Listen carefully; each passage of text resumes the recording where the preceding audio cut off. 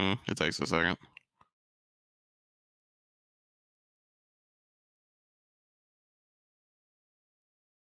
One coming on, just be patient, give it time.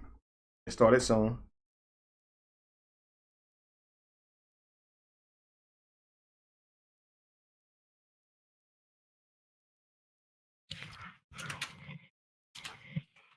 Shit, fuck.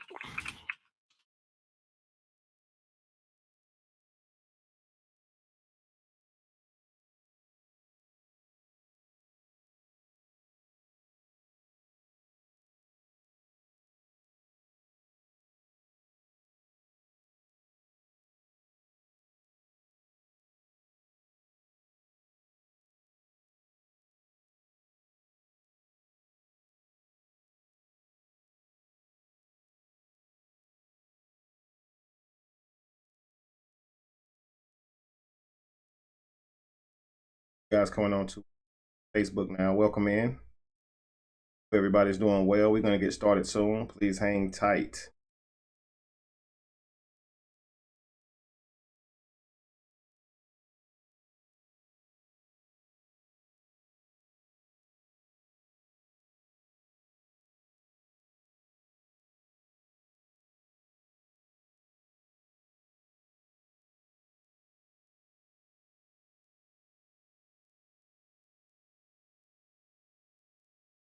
Mm-mm-mm.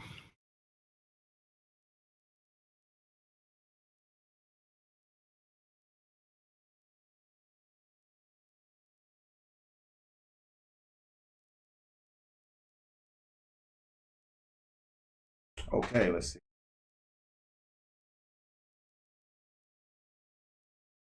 Yes, but it's not on screen yet.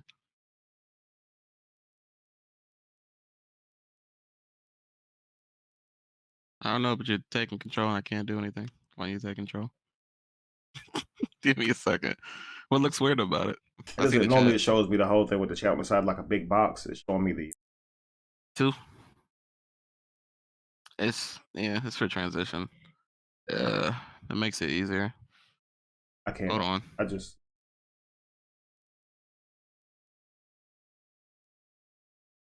it's fine. I can just read the comments on the right. What's up, Dirty Wanda? What's up, R.A. Frankie? What's going on, Michael? Peace, Nathaniel. Raina, how you doing? Hotep, that's it. The way I think is, see, they go out on the right. The live chat on my screen. Yeah. The one on the video is full, but that one's so small I can't read it. Live chat on my screen is not showing all these. I know. Your internet's like cutting up, so I can't do anything till it comes back. Oh, okay, I got it.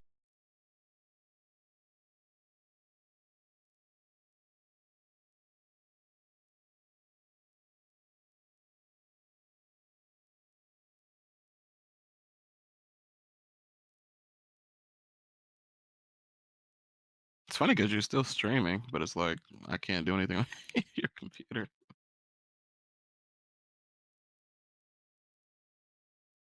Few moments, guys. Let us work out the kinks.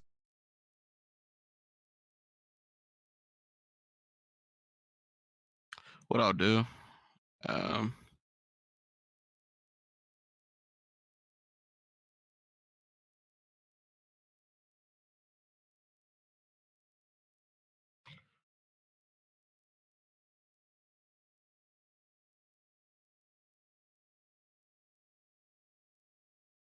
let me see if I can come back in. I was gonna say I can increase it on the one screen, and we can just go with that, like how it was before.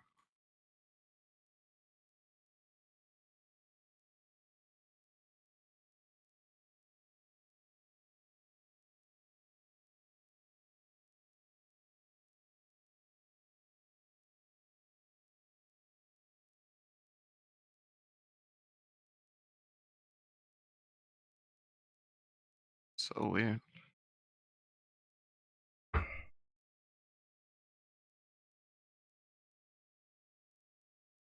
I will tell you what. Okay.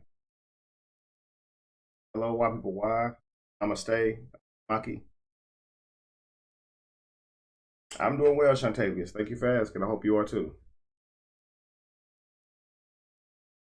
AC, good night to all. We're just getting started now. Get some into peace, Shalane. Hello, welcome in. First time catching a chat. Well.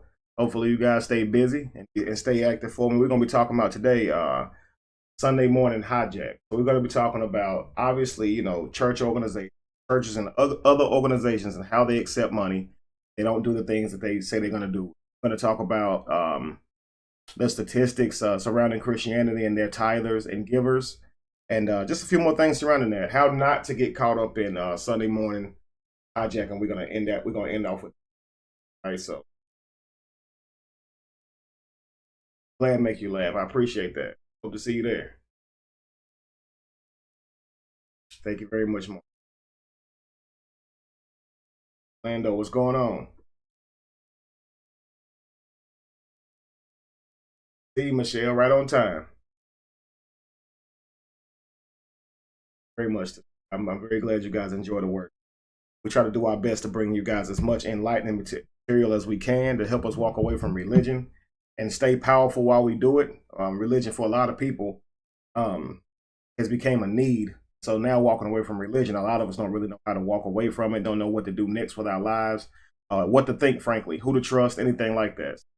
What I try to do is try to provide enough information so people can get their feet under themselves, kind of find some sense of direction and purpose again. Because after you walk away from religion, it's hard to have those things. Walk away and with those things intact, purpose, calling, if you will. All that's attached to religion. So what do you do when you walk away from it, right?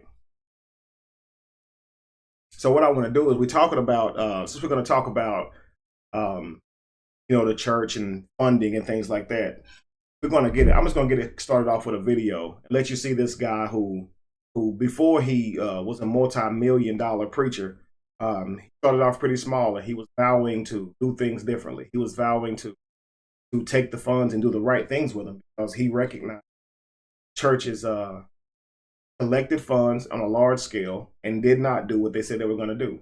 So he was supposed to do things differently. So I'm going to show you this guy. Just let you watch some of this video.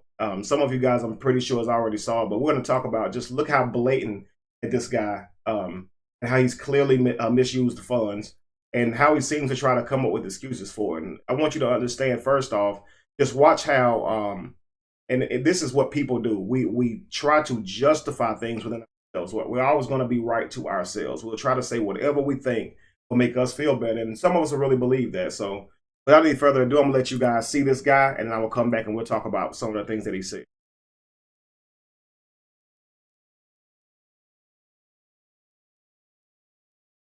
I still.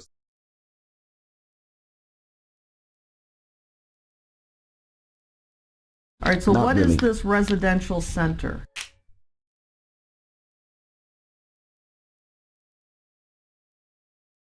Oh, this is a place that the ministry owns.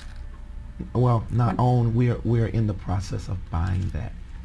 Yeah, we don't own it yet. So are you renting to buy, or are you? Yeah, we're leasing to buy. You have that as an asset of $2,844,500. So do you own it? I just answered that, didn't I? I said we didn't own it. Okay, We're but leasing where to does buy the? I'm sorry. We're leasing to buy it. Did you? I thought we just said that. All right, but Yeah. you have listed it as an asset worth $2,844,000. Oh, that should be more of a liability. All right, so where does the number $2,844,000 come from on your asset and liability? That's, I guess, the appraisal value of the home or the residential center. Is it a home? No, it's a residential center. We use it. All right, so you're saying it's not something you own, but you have it listed as an asset of $2.8 million. That's probably a mistake. Like I say, it probably should be a liability.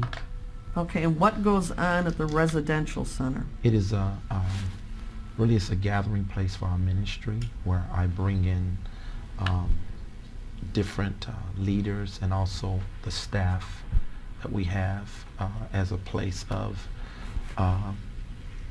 maybe resort and teaching and training. Resort? Yeah, teaching, a resort where we teach and train. On November 29th, 2013, JMMI paid over $6,000 to Louis Vuitton. Yes. What would that be for? Well, this is for clothes concerning my TV ministry as well. Oh, you have to wear Louis Vuitton? Oh, it don't matter what name it is. The point is clothing are allocated to us for ministry purposes as well. What do you mean they're allocated to you? You know, in a media ministry. In a what? Media ministry. Yeah. Okay, or on the road when I'm always traveling and using my clothes, I'm sweating through them. So I'm needing new clothes also for television ministry through the years. So. And so you used ministry money to buy your wardrobe? Outfit. Your It's allocated more towards ministry apparel. Does that go into what your income is? I'm sorry. Do you show that in your income that you got Louis Vuitton clothing? No, that's not. That doesn't show. Because it don't go there. It don't go there.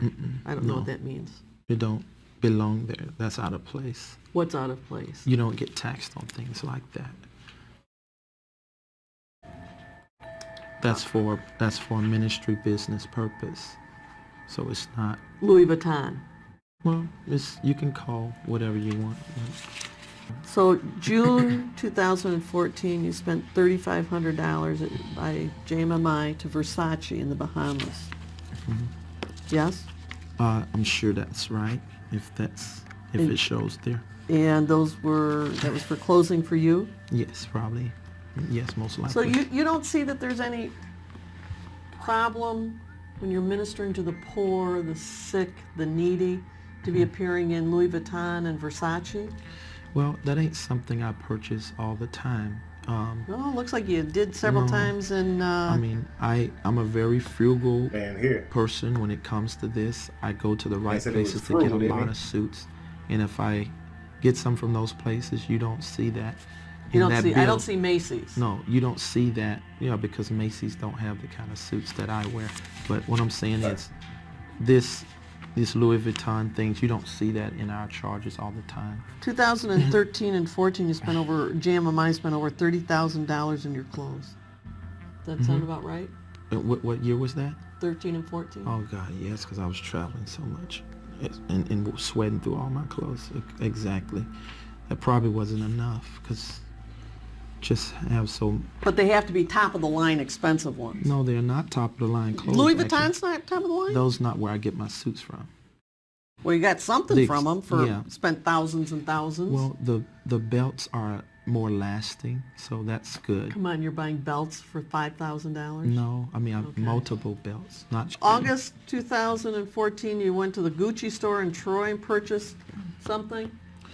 Yeah, like I say, it probably was a belt or maybe shoes. I don't know. Or shoes. But I don't usually buy my suits from these very expensive places. I just get the things that I invest in will last longer, like such as belts. So you got to go to shoes. Gucci or places like that. Well, no, I buy those things from there because they have a better TV appearance for the belt. All right, pause it for asking 1 second, for money Josh. from the poor? All right, so had Josh pause it for 1 second because I want you guys to kind of keep this in mind. You look at these guys and you see these guys have all of this stuff. They also have the churches that are huge. There are people in their churches who do get some assistance from the organization that they own to, but not from these men personally. So a lot of these guys, they get away with it because they can account for or at least speak to a few people that they've helped in the community. However, when you have all this money coming in, and like you see, this guy spent $5,000 on belts. Okay, you have to remember things like this. People are starving to death. All right, and this guy is in ministry. Okay, in ministry, saying that he's representing Jesus Christ, right? And off of this, he's collecting people's money, and then he's spending $5,000 of it on a belt. Now, that's very small in comparison to the things that he's actually purchased. And when I hit play, we're going to continue to see the things that he's bought They get astronomical, to be honest with you.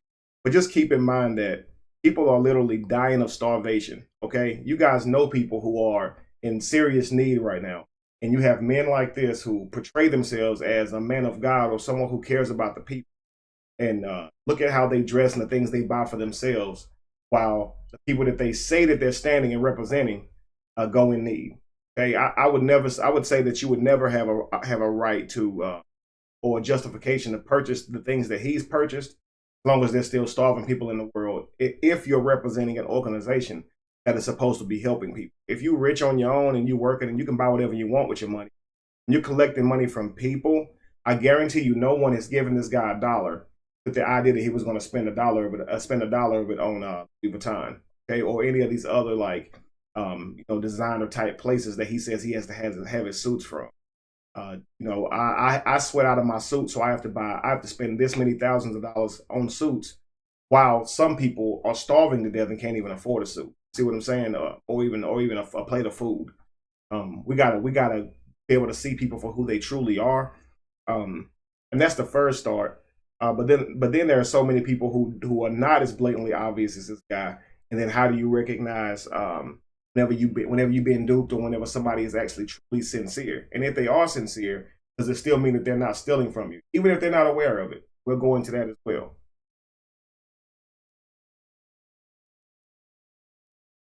All right, Josh, I'm ready. Oh, I'm sorry. Let's play it back up for me. I'm sorry.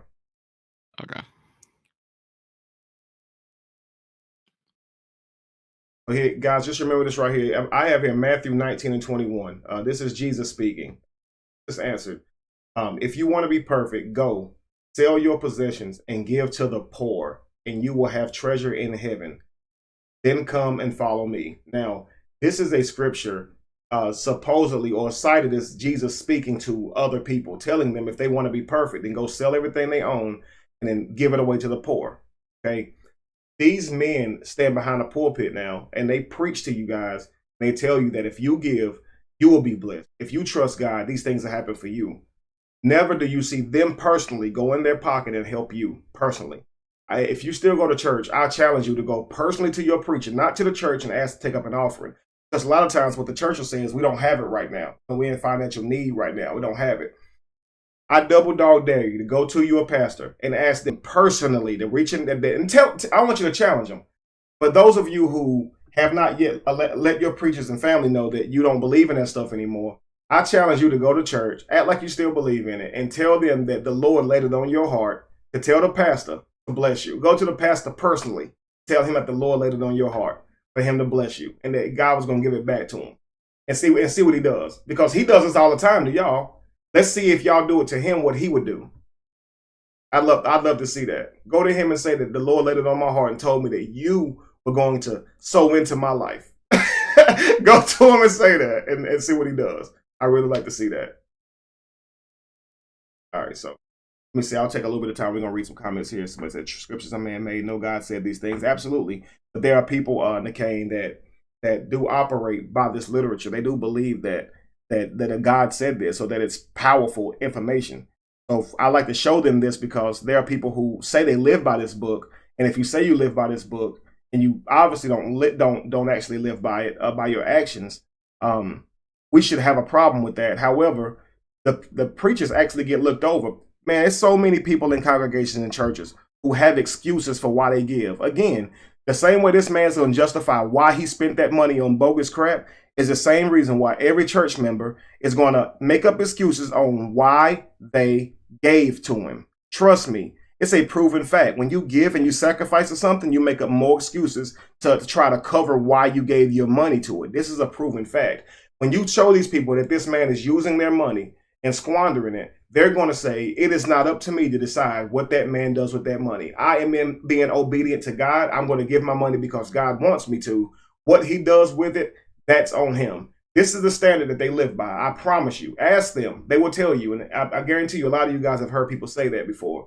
I don't think about where the money's going after that. I just want to be obedient. Obedient. We'll get into that. All right, so Josh, if you don't mind, I did. If you don't mind, Josh, Go ahead and hit playback on it.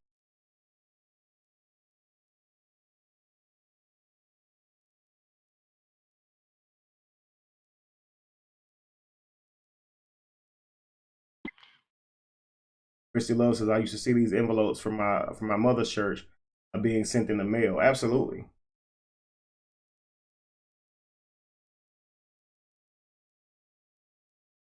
Someone said Okay, they had to ask who wrote the book. That's one surefire way to get a Christian to just clock out on you. They don't care. I care. These people they need this information. They need this belief. I should. Yes, sir, Josh. Okay. No, it's You paid $1,000 to Misuse clothing in New York, and then another $715. Whose Hit clothing pause was again that for me. for? I'm sorry. I want you guys to understand something. You can leave it up, Josh, because we're gonna go right back into it. Watch his actions. Watch how he's becoming very uncomfortable, making noises. He doesn't want to be questioned at this point. You can obviously tell a person's got something to hide. While he's gonna stand there and try to look cordial and try to look as if he doesn't have a problem with her asking him simple questions. Now, this person runs a 501c3 or is the face of it, okay? And she's asking him simple questions. These are not incriminating questions. They're not asking him anything about his character. She's just asking him the dollar amount that's placed on these items. He knows this. He knows it's ridiculous, and that's why his body language is the way it is. You can always tell when somebody has something to hide. Like he's obviously taking the stance that please leave me alone. Like, you see what I'm saying? But that's it. Go ahead, Josh. And remember, kids are starving, by the way. All right, cool. where's that now? I don't understand. August 1st, October 28th, total of over $1,700 to Misuse clothing in New York. I don't know. Look at him fidgeting. You testified at your last deposition that JMMI owns 3 vehicles, a BMW, a Mercedes, and a Bentley. Yes. Have you driven those cars? Yes. Is Michelle? No. We usually have a driver. The 3 cars that we talked about, in whose name are the titles? Then the ministry name. They're all in JMMI. I think everything except the Bentley. Whose name is the Bentley in? It's in DeWin McDeal. I have a question, just from a, you minister the poor and the sick and all that. Isn't it a little offensive to be driving around in a Bentley and a Mercedes to people that really, are impoverished and sick and ill and AIDS and drug rehab? Isn't it a little offensive to sort of being show-placing what you have? Well, dear one, I don't showplace to people, and I'm not in Bentley. that car. You don't see me driving around in that car every day. I don't do that. But it's in the ministry. Everybody So you don't in the drive it ministry every day sees like you. that means You said so. you drive it. I haven't before. You just asked me have I drove it, but it ain't something one of I your drive cars, right? every day or even every year. I don't do that. I have drivers who pick up my guests, my high-profile guests. No, But do you see no. my point that people that are suffering and giving you whatever their last dime is and donations and drug habits, to have them see you drive around your high-profile guests in a Bentley or Mercedes might be offensive. Available, Josh. You can Hurtful pause even. It could be offensive if they did. All right, so guys, remember I said that people will try to justify it within their own head. Notice how he said, it's not like I drive it every day. So the guy owns a Bentley, okay? And he says, but I don't drive it every day, as if driving it every day is worse than owning it or making the purchase to begin with. See how he said that? It's not like I drive it every day, as if he asked him a simple question. You don't think that driving that car around is offensive to those who give to you, being that they are in poor situations? None of them potentially who give this money to you are in these situations that you're currently riding around in. His response didn't answer the question on whether he felt like, it was offensive or not. He just says, but I don't really drive it often. And then he goes into saying that it's for his high profile guests. This is a figment of your imagination. High profile. What is that supposed to mean? What is that supposed to mean? High profile.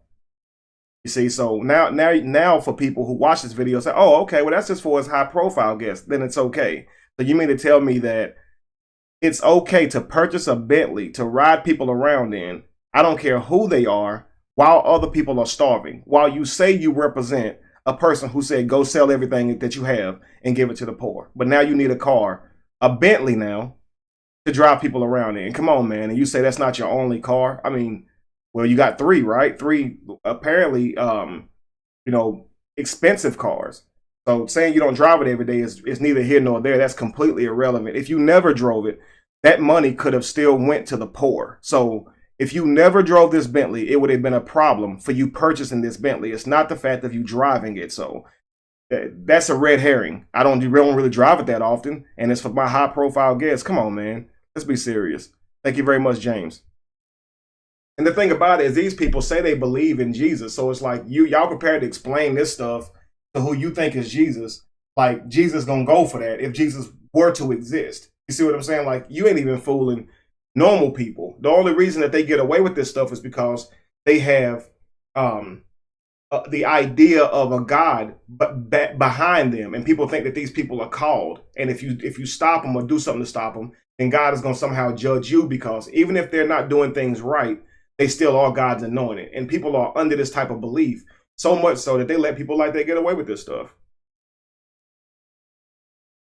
Joey said he probably doesn't care for the people. If he does care for the people, it's a clear fact that he cares more about himself. So Black Light, you say something about Kevin Collins every week. I need you to find something new. Funny.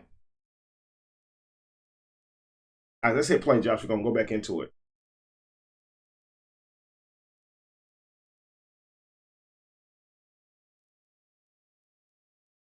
Didn't know my life, but they know my life. It would be offensive to someone like you who's trying to make it bad, but, So it's because your important you have a attitude, Bentley. it ain't really important. It don't make me. Then you also have a Land Rover that you lease. Bentley don't make him, didn't he?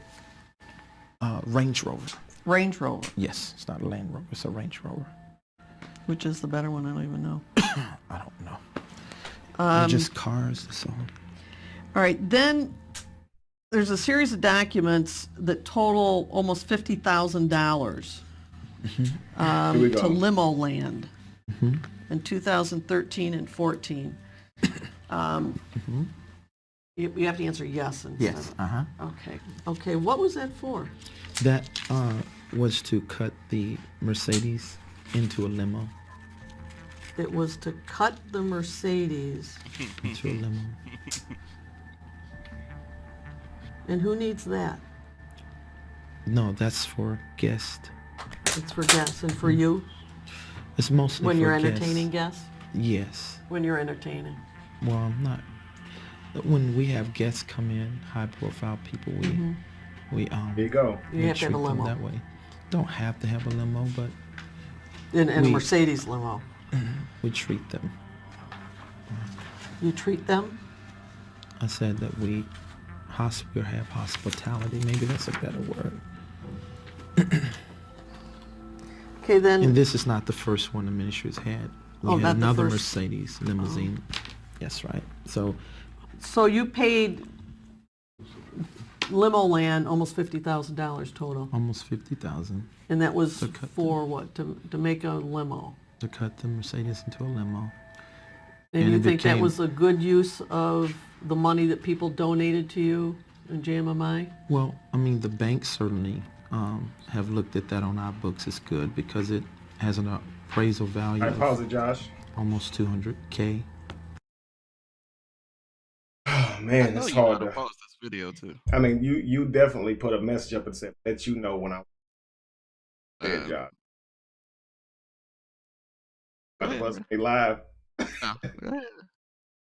All right, so it's hard for me to watch this dude and not get frustrated with it, because it's like look at the way he squandered these funds, and maybe it's that suspenseful, eerie music in the background, or whatever along with it that's kind of helping it. But oh my God, man, this dude just spent almost 50 grand at a limo place and to have a car cut, and then says that the bankers feel like it was a good investment. She asked this guy, do we really think that that was important, that that's vital, something you need to do? Cut a limo in the face of people starving, in the face of the people that you say need you, that you stand to represent.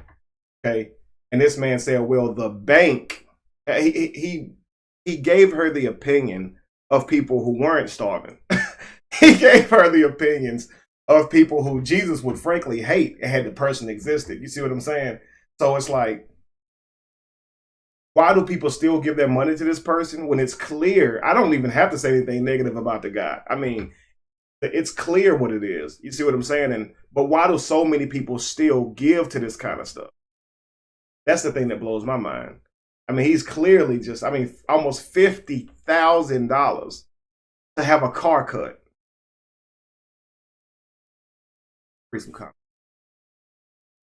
Nazir, I feel the same way, man. I feel the same way. I know in the cases feel like reaching through the phone on him. I mean, it's really frustrating to sit here and watch it because you think about all the people who give to this person week in and week out, thinking in their mind that someone else is going to bless them for giving this money to him while he's being blessed because he's receiving all their money. And he's going out and doing these ridiculous things with it. What do you say? We like to treat our people, high profile guests. They come out and they get to enjoy this limo while people starving to death. You see what I'm saying? $50,000 wouldn't put an end to world starvation, but I guarantee you, man, it would help a lot of people. It'd do a whole lot more than cutting a car up. You see what I'm saying? But you know, again, people justify things the way they want to justify. His justification for squandering 50 grand on a car being cut was that the bank thought it was a good idea. Cars do nothing but lose value. Why would the bank say cutting your car into a limo was a good idea? Unless you own a limo company and you're making money by giving people rides. If it's just a regular car, you turn it into a business, then yeah. But you're a church, you're a ministry, right? You obviously just squandered the money on some looks. And he says even with his preaching, the clothes he buys, it looks better for TV clothes. Please try explaining your TV clothes to the biblical God. Johann ain't gonna be in hell fast as I don't know what, because biblical God don't play. I mean, straight up. A lot of these guys, man, frankly, they better be excited that this person don't exist. Linda said it's sickening. It really is.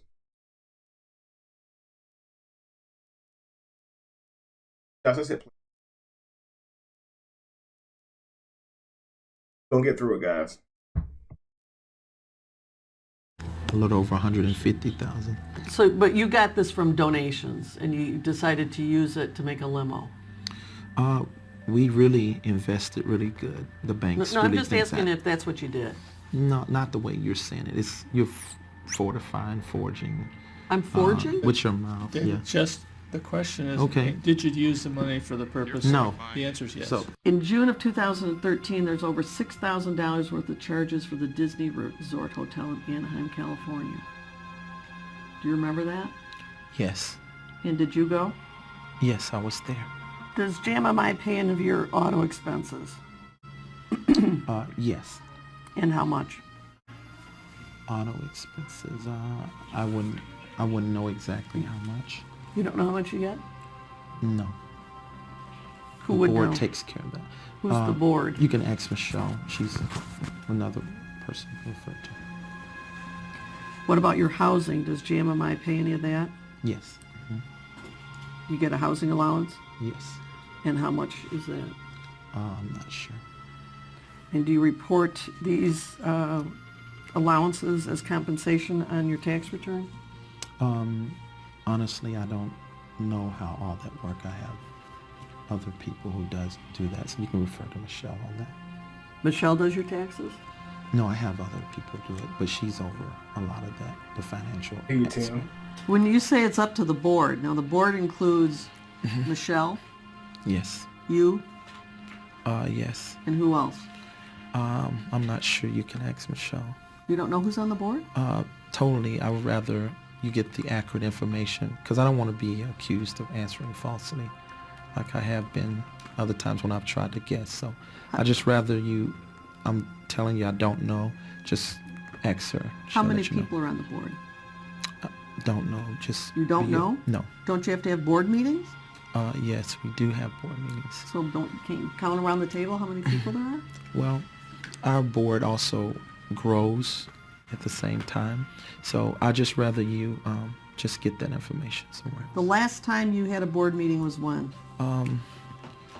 So on the phone, I think it's been the beginning of the year in January. Can't exactly tell the date, but It was on the phone. yeah. I have never been to court for no criminal charges. Did you ever I hire understand. pardon me? Go on. Did you ever hire an attorney to represent you in any criminal defense manner? Yes, I have. And that was the only thing I could think of in 13 is me, when I disciplined my child, and that was the only thing. So I don't know anything other than that. Hey, tell me about that one. Was that in St. Louis? Yes. And which child was that? That was last year, I think, or the year before last, if I'm not 13. So, Which child? Destiny. Your 18-year-old daughter. Yes. And was this done through Children's Protective Services? I think so. Yeah. And what were the allegations? Well, that I had disciplined her because she skipped class 20 times, and they felt my discipline measure of using a belt was abusive. All right, so you used a belt in disciplining Destiny? I don't know if I can speak on that. Can I speak on this? Because my lawyers told me don't. Then, not knowing the status of this proceedings. Is it resolved? Is it all done? I'm going to object to the Well, question. let me just ask if it's what the status is. If he knows. I don't know. All right, I'm not asking you to say what you did. I'm just asking if the allegations were that you disciplined your daughter with a belt and caused... Okay. Just allegations. Well, you may ask, but I'm going to pose a constitutional protection on that. What's the constitutional? I'm not asking him to say what he did or didn't do. Anything that might lead to or otherwise might considered to be incriminating, I think he's got a right to assert defense. I think he can tell me what the allegations are. That is not privileged, Fifth Amendment or otherwise. It is, because if he doesn't know, he's speculating, and I'm going to assert Well, he's the not privilege. saying that. I don't I'm know. going to assert the privilege. It's absolute. If somebody wants to take it, I don't know. I don't know who the lawyer is. He doesn't seem to know the condition of the matter. So to avoid any kind of drift, Here, I think he maybe does. Look at you him. might be concerned about it as well. About to eat his Well, lips off. is this Nervous. Let me ask you, did this rise to the level of court intervention by the local court in St. Louis that does... Don't speculate if you don't Well, know. I please don't know. don't testify for him. Well, I don't know. Did you go to court on it? What court? What do you? Any what do you- court. Did you ever go to any court about these allegations that you disciplined Destiny physically? The belt. So would would family court be Yeah. known as? If you know. Yeah, family court. So yeah. you did go to family court? Yes? Yes. And what was the outcome of that? Getting Is fake it done? confident. I Is bet he it wish he pending? had a cold right now. You have no idea. No, I don't know everything. Is that why Destiny doesn't live with you now? Yes.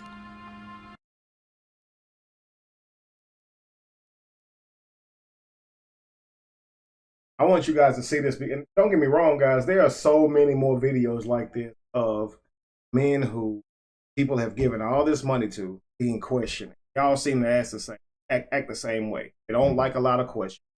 They feel like you're attacking them because you ask them a simple. And that type of stuff, man, you got to really think about. Why are you acting this way? If you're not doing something that's deceitful, why are you acting this way? See, you acting as if you have something to hide. We ask a simple. But instead, someone said you tap dancing around every question. Exactly. He was real good at it, too. He knew exactly how to avoid the question. Unreal. Someone said his lawyer saving him. Absolutely. The music is biased. The music is accurate. I'm sorry. Man, you could have put any music behind that crap and it would have been horrible to sing.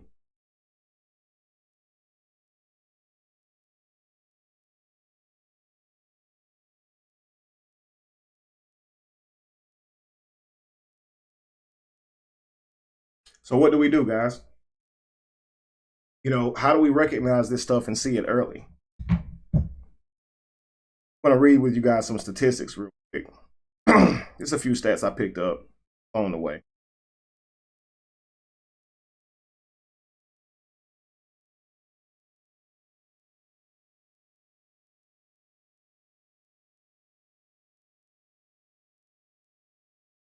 Did you guys know that only 5% of Americans tithe? Only 5% of Americans tithe.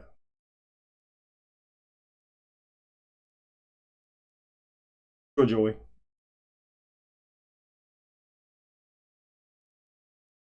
5% of Americans tithe. Think about that, guys.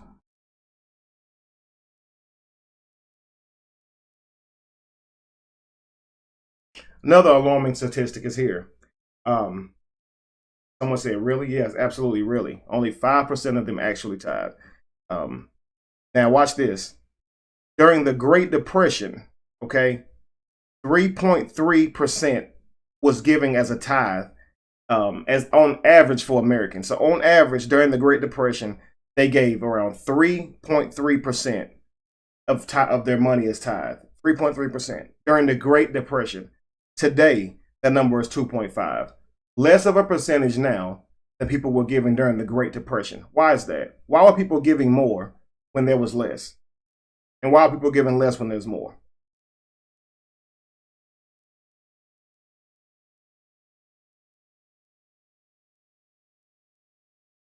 So I want to ask you guys a question. If someone can try to answer that question for me, why would you think that tithe would have been higher during the Great Depression than it is now, when there's obviously more money going around? Not as many people are financially deprived as during the Great Depression. So why was people tithing more of their income then than now? Wait a little minute and see if anybody wants to.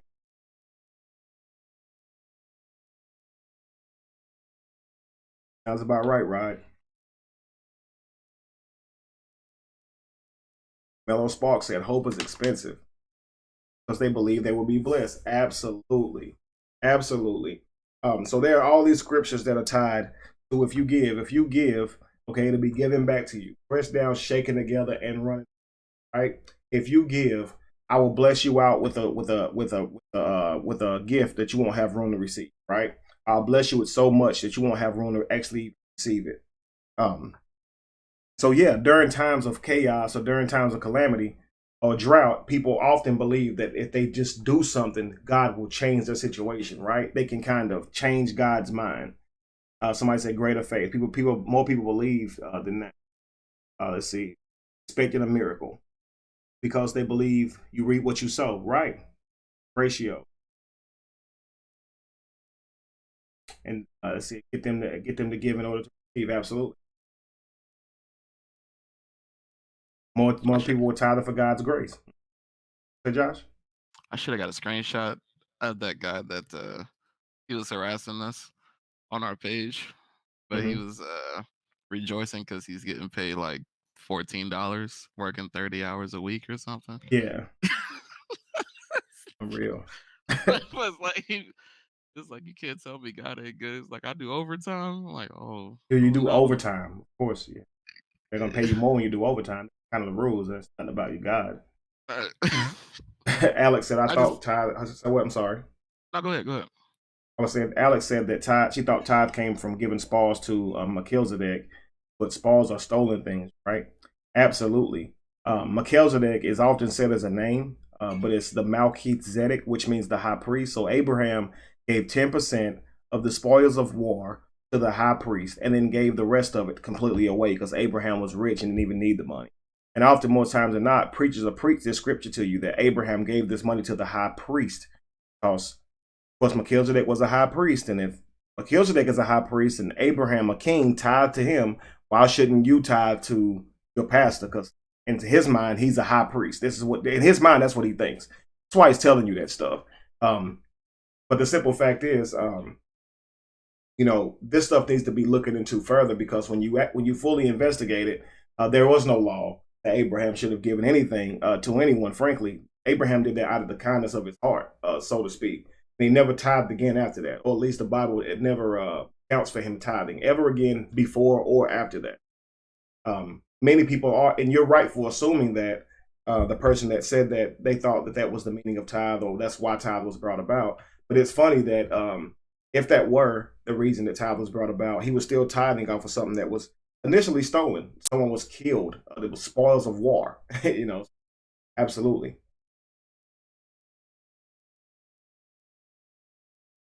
The more they give, the more blessed they'll be. Guys, when you think about church and you talk about, I'm gonna use this word. I hate to use this word, but I'm gonna use this word gimmick. Okay, gimmick. Myself and Josh, we talk about how whenever you tell someone honestly what you're needing funds for, you tell someone honestly what you're trying to do, you don't get as much of a turnaround. Rather than if you were preaching to people, telling people that if they give, then somehow they're going to get something for it by way of some entity outside of themselves or karma or whatever. Just make them feel better about themselves for giving. Generally, whenever I ask you guys for something or express my gratitude to you, it's just a simple thank you. I don't go into a whole lot of trying to, coax people into giving to my nonprofit because I don't want to be one of those guys. I want people to solely understand why they're giving to and contributing to what we're doing wholeheartedly. I don't want to, trick you guys into giving by playing all this kind of music and even feeling like I don't mean any harm. Josh asked me the other day, what can we do whenever you're being, completely honest with people and telling them that you're trying to, do make a difference when people are starving. Could it be that they genuinely just don't really care that other people are starving? Could it be that? And that's a logical question. The fact is, if I was out here preaching, telling people that, God will bless you and pour out blessings for you, it would go up. People would be more apt to give, but it's not because they want to give to your organization or your situation. They actually feel like they have to give. Most of us believe that a good person gives anyway. So whether it's for entity, whether it's for a belief or religion, morale, or just you want to do things because you feel like you're a good person or you genuinely care. The fact remains is often more times than not, the person who's getting the money from you is not actually the person with the gimmick. You could actually be the person with the gimmick, and that could be the reason why you are losing your money to people like these people. Trust me, and I'll go into that a little bit later. But Josh can attest to this, man. We often will try to be as honest as we can. I hate to say try to be as honest as we can because it sounds like we're not being, it's something we're leaving out. But we'll tell you guys exactly everything that we need, straight up and down. We'll often get someone say, "You're doing the same thing that these money hungry preachers are doing. You're not any better than them." And Josh and myself will be sitting there looking at each other like, or speaking to each other, thinking to ourselves, how in the world do you put me in the same box as a preacher who gets millions of dollars? How am I anything like the people that I talk about? Number one, I have never had those type of funds coming to me. And number two, I don't have a mansion. I am not being criticized for items that I have purchased based on or with the funds that people have given me. Number one. Number two, I think I said that's like number two anyway, but that's just another reason. So number one, I don't have anything in terms of doing anything with the funds that I'm asking for. The donations are not as high as you would think they would be. And then I'm not telling people that they're going to get blessed by some person in the sky or whatever. I simply say what we need, and I simply thank people once they give. But there is more money that's needed to try to be able to do what we're trying to do. Think about it, guys. If 5% of Christians tithe, imagine what we could really do. This means that we can make as big a dent in homelessness and in poor economies and cities as they can. We can make as big a dent as they can. They have a whole lot more people than we do, but only 5% of their people actually give anyway. And then on top of that, their church actually squanders the funds. They squanders the funds on other things. They don't actually use the funds for what they say they're going to use it for.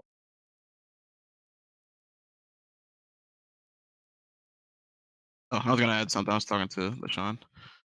I think church would probably be like the highest example of us coming together in like unity. Is that a weird thought? Like, is that the pinnacle It seems so far that seems to be the pinnacle of unity, like us, like as a group, collectively doing something together as a group.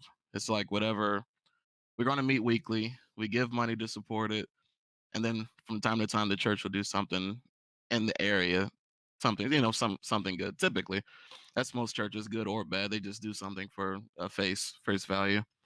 They can say, my church is active. We do this, that, and you know, that's normal. Um, I don't, I don't know what we could do like for people outside of the church as far as like something for unity's sake. At least I don't see anything that people would actually like rally behind outside of the church environment. But no, and At I least agree. thus far. That's the thing that the We would church like to has see on us, it. man. The church has this community feel. They gather, they meet up every week. They see one another. They can talk about things they're trying to do. Mhm. They have focus and things on what their leader or whatever tells them to focus on. They have structure, if you will. But when it comes to a lot of what we're trying to do outside of the church and just as people who are trying to build their own anyway, um, we try to do those things without those weekly meetings because we know that those weekly meetings are for religious purposes, but they don't just get you there for sake of giving your money. They get you there for family events. They get you there for all type of different events to give your money. So there's a gimmick behind it, and like at the end of the day, we could talk about all day, the people who lie into you to get your funds from you, but what needs to be talked about more so is how is it that we're so easily deceived by these people? Because the fact is this, you know, it wouldn't matter how many people are out here conning people. If we didn't fall for it, it would not be an issue. It would not be an issue. So what is it with us that makes us fall for these things? What is it with us? Um, We've talked about tithe before. I've gone in and shown scripturally how the Bible does not condone or ask for tithe by way of actual money, and even when it supposedly was supposed to during the time of Old Testament, or if it was actually the Word of God, it was never money to begin with anyway. So now how it's gotten taken over into money now, it's simply just people trying to hustle people. Well, we've broken this thing down to the very fine details of what money actually is. It's just paper, and we've given every bit of information, and we still get Christians who still, but for whatever reason, disagree with what we're saying, even though we're showing them clearly that they can't find in their Bible where the Bible says they tithe your money or 10% of your money. This is strictly talking about food, and it's clear. And for whatever reason, we're still the bad guys for bringing them this information. I saw somebody on the Paulo White video, and they just put in like all caps, like caps lock, like you're wrong, Kevin. Paul is right, and then it's like, could you explain what you mean? Like it was kind of like, Right. could you explain? He's Absolutely. like, I said all I gotta say. Well, you didn't even say anything for yourself. Hmm. Like why? Like Absolutely. it's no thinking involved. It's and that's the thing. We're not going to be able to help everybody, and that's not our goal to help everybody. I mean, we would like to, but that's not a realistic goal to help everybody. We are here to help as many people as we can, and to also like not only help people out of religion, but also help people that are homeless. We like to feed people, create opportunities for people as well. The same things that a church is supposed to do, but more than a church does Hmm. on a constant basis, and not just once, twice a year. But we don't have the funds to do it. We have, I'll say, I mean, it's funny because if you look at a small church, what's that, like 300 members? A good solid church, 300 members, the same people, they can do a lot in the community because they give consistently. We don't ask to be given consistently. We have a larger fan base, so we ask for a little bit, like what, two to $5 a month. That's it, $2 to $5 a month from everybody, and we can do a lot of good everywhere. We have Kevin traveling everywhere, but we can't do that. And it'll be because we don't sell a story. People like a story. It's it's good. It makes you feel good. It's like it's better. I want to hear a story. It's like this guy's. You're gonna help the community. It's boring. Like tell me something good. Bring a story with it. Where's the marketing? Where's the you're not tapping into emotions when you're keeping it honest. And you're a straight shooter, and I'm a straight shooter. So we don't have that emotional thing to it. We're just honest, and honesty really doesn't sell. And it's, you know what's funny, Josh, is you got it's like this. Okay, spending most of my life, and I'm trying my best to avoid anything. Number one, I don't even like asking for. Mhm. Number two, I spent most of my life in. So I try to avoid anything that seems too silly. You see, I Yeah, know how the mind works, so I try to be as I guess bland as possible when I deliver my information because I don't want to give information in a way that it seems I'm trying to grab you or use people in any type of way. I want people to understand that this is the information. Take this information and you can use this information to better yourself, or you can take this information and bring it back to me, present it back to me, and show me where I'm wrong. I mhm, don't need anything personally from you. I don't want anything personally from people other than their contribution on feeding the world and helping build communities. This is what I've wanted from the beginning. I do these things as far as helping people out of religion because I feel like again these are people's own justifications. In my mind, I feel like I owe it to the world to tell the truth about something that I've been lying about for so long. Obviously, I felt like I was telling the truth then, but I feel like it's my personal duty to do this at least for some time to right my wrongs. That's my personal vendetta against the misteachings that I have done. yeah, But absolutely. nevertheless, the goal is to make something happen from this, to actually be able to go out and make a big change in the world.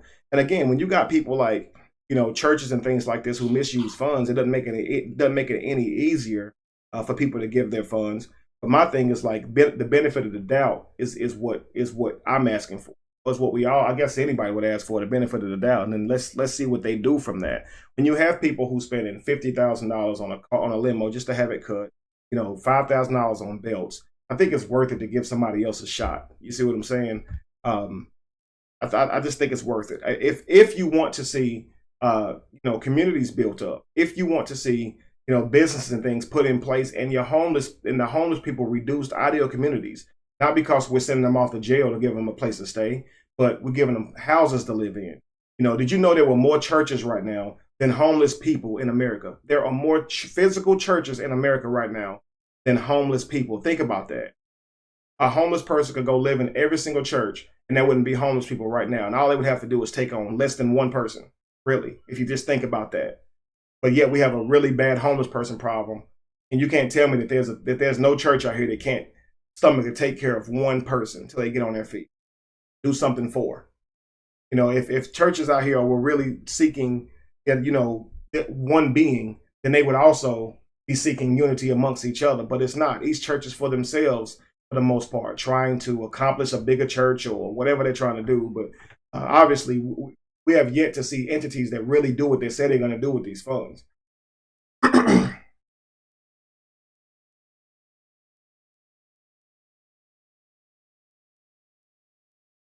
Bougie, you're right. I am very capable of doing the very same things that all these other men are doing.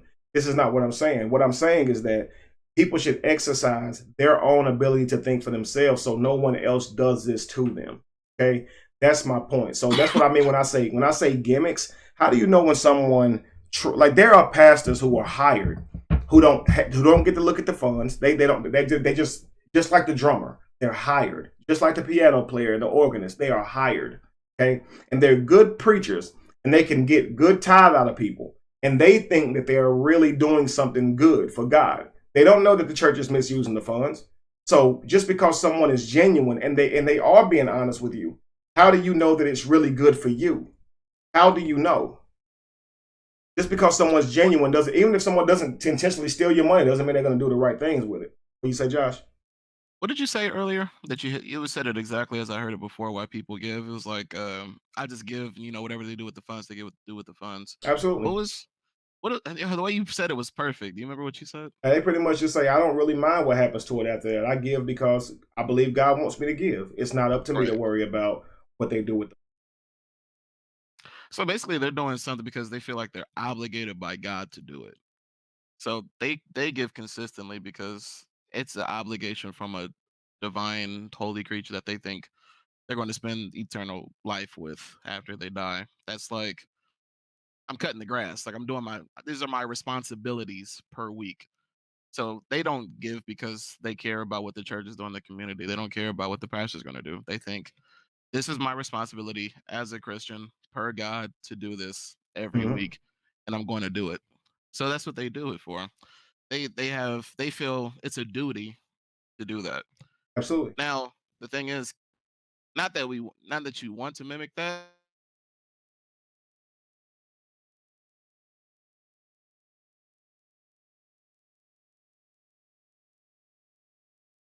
Let me know if you guys can still hear me. That's you still connected? Yeah, I got you. Okay. Is the stream okay? I think so. I asked them to offer it. No audio. Okay. I saw.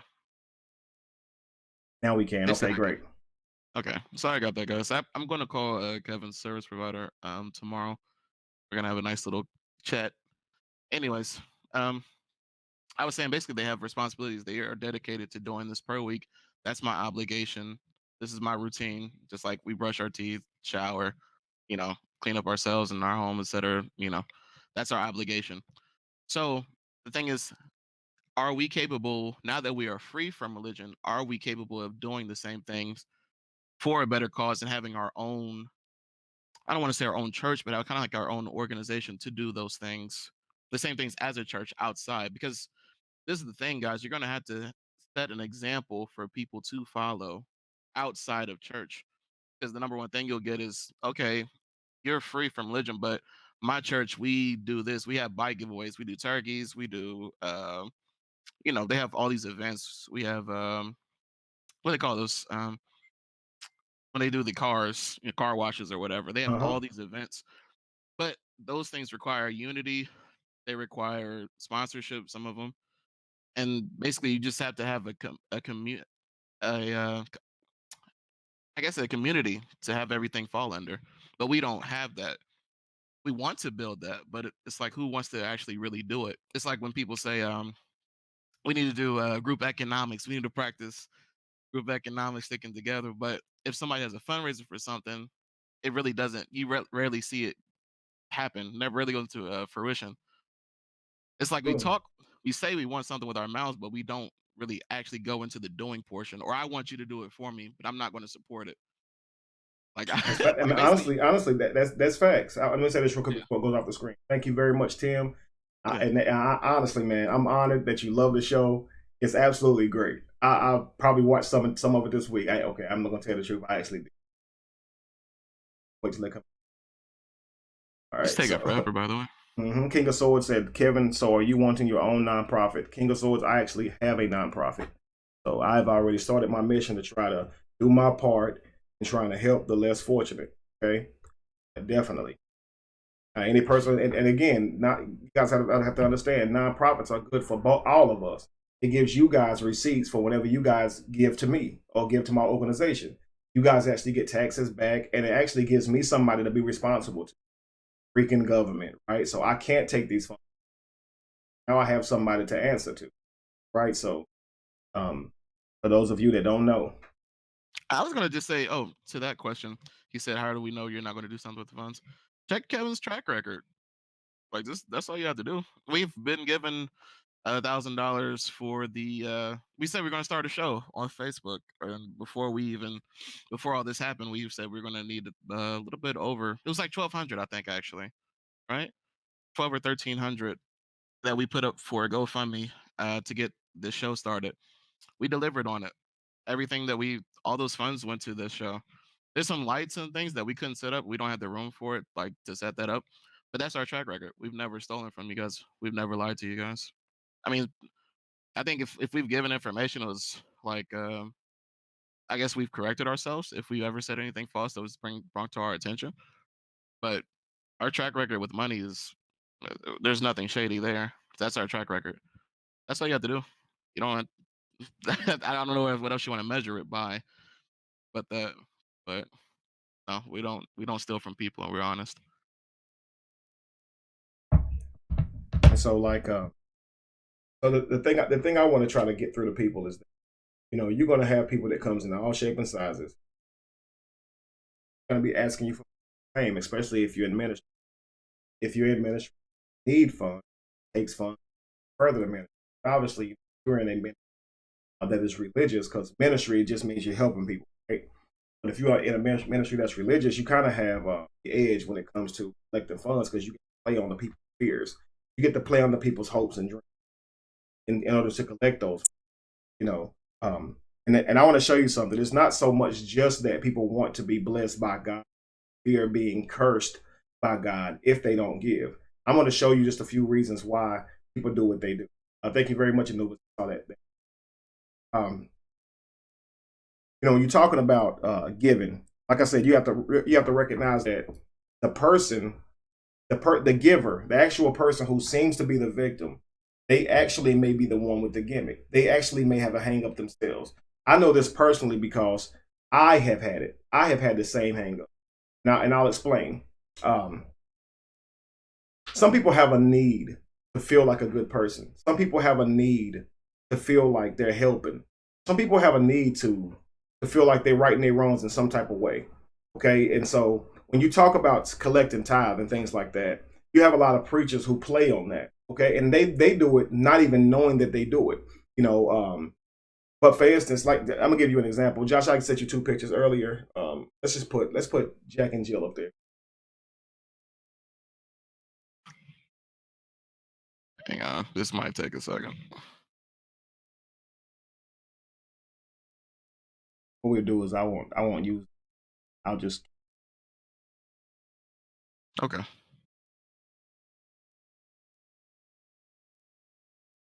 You guys are still saying the sound is in and out?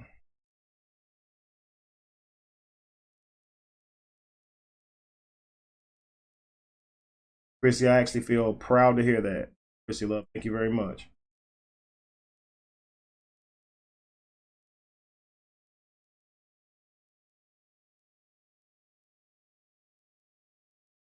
If it's going in and out.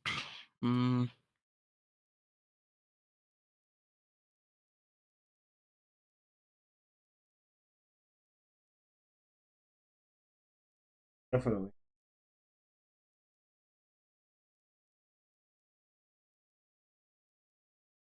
Is that good right there? That's perfect. Okay, so I'm just going to give you guys an example of what I mean by gimmicks, okay?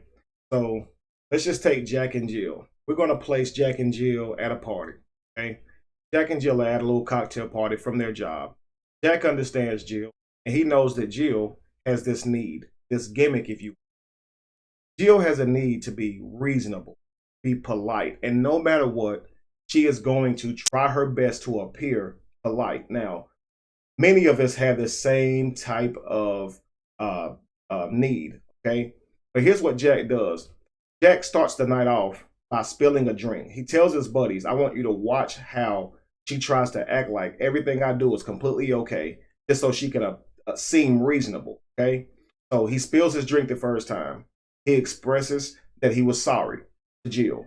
Jill expresses that she forgave him the first time.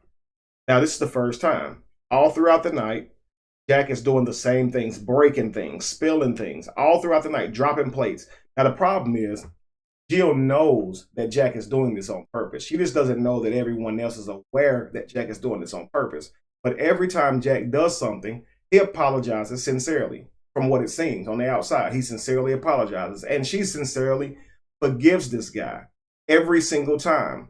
Now, this scenario don't seem like much, but I want you to think about this. Why was Jack able to do so much to Jill? Why was he able to do so much to her? It wasn't because Jill was just such a nice person. You could tell she was frustrated about it. She knew that Jack was playing games. But why didn't Jill confront Jack right there on the spot? Again, a gimmick. She has a hang up. She needs to feel like she's being reasonable. But if you look at the word reasonable, it means to act within reason of something that's going on. So in fact, if Jill was completely aware that Jack was tormenting her, she should have had every right to check Jack right there, but she didn't, because she felt like if she did it, she would be viewed in a bad way. So this is going to make Jack get away with more because she has a gimmick. And this is what happens to a lot of us when it comes to ministry. We have this need to feel like we're right. We don't want people to think that we're doing people wrong or that we're the bad guy. So we'll let people do things to us over and over without correcting them because we'll feel like some kind of way, we're wrong or could be looked at as such if we make it stop. And it's because of your own hang up. This happens often. I'm gonna give you another example. Thank you very much, Ronnie. Let's make Jack and Jill co-workers. So I had Jack being the bad guy on that one. I'll have Jack playing a different role on this one, okay? So Jack comes into work, and he seems to have a lot on his mind. Jill says to Jack, what's going on with you? And Jack says, well, just not in a very good mood today. I got a lot going on at home, but I'm okay. Jill goes into trying to suggest things that Jack should do or asking for more information. Jack clearly doesn't want to give it. Jill at this point gets frustrated because Jack won't tell her his problems. Now, this seems like an everyday work thing. Now, at this point, Jill's going to assume the position that Jack just wants attention. He obviously coming in here mad, and when you ask him what's wrong, he don't want to answer anybody. But here's the problem. Is it really Jack's problem? Is it really Jack's problem? What Jill has failed to consider was a mirror. Jill has a need to help people. She physically has a need to give people advice, and she wants them to be grateful for her advice. Okay? Jack just doesn't want to tell his business to her. He's already given her enough information, probably regrets that, as he can see that she's still probing for more information, trying to offer him scenarios to fix his situation. But however, when Jack doesn't give the information to her, she deems that Jack is needy for attention, when she doesn't realize that she just has the need to solve his problems. Jack never asked her for her help, you see, but she has a need to help him. And if she don't take it, or if he doesn't take the help, she's going to make him pay for it by punishing him in some way. Okay, so this is what I mean by gimmick. A lot of times you can be getting money from someone, and it's not necessarily that you're robbing them. It's that they have a need to try to help you when they feel that you're in need, or they have a need to feel better about themselves, so they're more apt to give more. This is what you get a lot of times. So you really don't know why a lot of times somebody gives. Are they giving because they want Jesus to love them back? Are they giving because they want God to bless them? Or are they giving because they want to feel like the best Christian? Is it selfish? At the end of the day, the money's still given, and the result is the same in terms of what they were going to do with the money is what they were going to do with it. But, the reason that people are giving is not for the same reasons. The fact is the church knows how to play on that. See, they for that person who loves to give, or it makes them feel like a better person to give, they tell you God loves a cheerful giver. He loves a cheerful giver. If you're happy about giving, God loves you even more. You see, you can be a giver and not be so cheerful. But if you're happy about the gift you're giving, be excited about it. There was this guy, he wrote an article about a church that he went and visited. And he said when he went in there, they took up a collection. And it was successful. They took up a second collection. That collection seemed to be successful. And however, after the second collection, the preacher goes that he feels that the Lord had laid it on his heart that they were going to give more. Okay? And they actually began to get up and walk down the altar. They seemed to be doing it reluctantly. And then he said, the preacher said, then the guy writes that the preacher said that God showed him them running to the altar to give their money. And they immediately did what they said the preacher said God showed him. And this writer he was writing about it. He was just like, he couldn't believe how the preacher was able to use this type of language to talk people out of giving him more money. And he never even used the scripture. And it's because we have put a lot of these people up on pedestals to the point to where they can ask for your funds like that. And you don't demand answers as to why they're able to ask for your funds like that. My thing is, if you can just remove the preacher, or remove the title from who you believe this man to be, this anointing that you believe him to have, and treat him like a simple human being. Ask him, what is the reason that you're asking me for so much money? What's the reason that you're telling me God said it? What's the reason? You see what I'm saying? Just, you can ask them honestly. You can sit down with them and ask them literally, what is their purpose? What is it that they want out of you? We have this word we like to say all the time, used. We like to feel used. We always like to feel used if we feel like someone is not giving you what you feel like you deserved, or you feel like you're giving more than what you're giving them. whatever, feeling used. I had sent. I don't know if you're able to do it, Josh, but I had actually sent you a, a photo in Messenger. If you would put. I'll consider it. Thank you, man.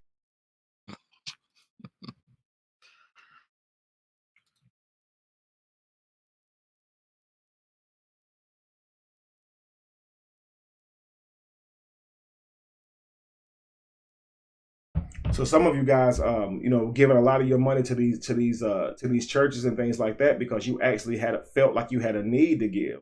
Mm, Granted, don't get me wrong, there are scenarios that present themselves that make you fall perfectly in line with the person that preacher's preaching about. Somebody going through something in your life and you need a spiritual breakthrough or a financial breakthrough. And God said if you would trust him, you would sow a seed today. This is the type of language that they use trying to reach out and try to relate to as many people as they can to get as much from you as they can.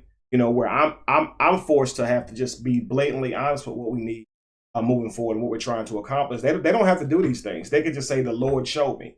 They don't even have to say why. Identifying our gimmicks. I want to show you this right here. This is something that you can ask yourself as the person that you're friends with, that you're doing business with, any type of person that you're in a situation with.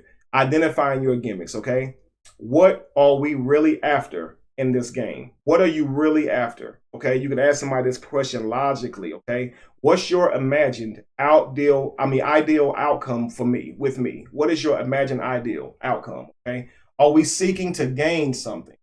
Are you seeking to avoid something? Okay. Are we seeking to confirm some kind of status or image? What do we ultimately want to see happen to each other player or to each other? These are the questions you should ask yourself to know that if you're not being led by gimmicks or they're not as well, ask yourself these questions. What is it that I am wanting from this person? What's your end game? What is it that you want from me? Josh and I, we're actually able to talk about these things openly and without feeling stressed out. This is how I guess we know that we're not in it for those type of reasons to use or anything. Josh has given me a lot of his dreams and endeavors, and the same for me. And a lot of what we want actually aligns up. I was saying this the other week. A lot of you guys, if you have friends and things like that, and you say you want to build, and you're not trying to build with them, then I would venture to say you don't have any friends. If you say you have friends and you're not building with your friends on trying to do something, then you honestly don't have any friends. You have that's what you call associates, just people you talk to and laugh with. Friends and stuff supposed to help you with your dreams. You're supposed to help your friends achieve theirs. I mean, you don't have many people in this life that have your back like that anyway. Somebody no. who was your friend is going to be contributing something positive to your life, not just a phone call or a text message when you need it. Someone who actually is going to make sacrifices of their own time and things like that to help you achieve your goals. Both of you guys together can work together to try to build yourselves, but I don't believe you have a friend if it's not someone who's actually helping you in some way or you're helping them in some way. It needs to be a benefit. But I don't know. Am I being unfair, Josh? No, I think a friendship, in order to build, it has to be mutually beneficial. I like to have friends that I can go to for different purposes, Sure. like just to figure something out. I have a friend that is really good with stock. I talk to you for spiritual stuff. I have another friend that gives me just great life advice. Hmm. I have solid friends, and I mean, I it's kind of hard because I get bored, and a lot of people, you guys know me if you listen often. I kind of have like a I don't really care attitude for most people, just because it's like I don't like why are you here? It's like I gotta have like what is your purpose do you serve? I kind of have that requirement. You got to be doing something like in your field. You got to be good at something. Because I'm always interested in different fields, even if it's not something I've personally pursued. I kind of like understand the different fields or aspects. If I knew some scientist or somebody that was just knew birds, like I'm not studying birds, but it'd be cool. He might have something interesting to say, so that'd be cool to me. But you got to be doing something great in your field, and so hopefully it's something we can help each other with. But if not, I can at least respect you and have a good conversation with you. But if you just watching sports all week and you just working and ain't nothing going on, I'm bored. Absolutely. I'm probably not gonna call you or talk to you. So I love you. I wish you the best, but I'm probably not gonna talk to you. Well, I mean, and the thing about it is I want people to understand when I say, don't mind, you can take that down so I can see some comments coming up. Sure. But Sure. I get that people will probably be like, well, you're saying that somebody can't be your friend if they can't do something for you. I don't mean financially, really. I mean something for you. Period. Like Josh said, I have friends that I can go to emotional advice, guidance, spiritual guidance, financial advice, things like that. That's what I mean. You want to have somebody who helping you in some way, not somebody who's just a nuisance, not somebody who's just leeching off of you. You see, Mhm. and that's what, again, that's what do you call a friend? I sent you one more. If you could put this up, I'm gonna show this right here real quick. Then I'm gonna see if you'll post that video I showed you where Christianity rate. Yeah.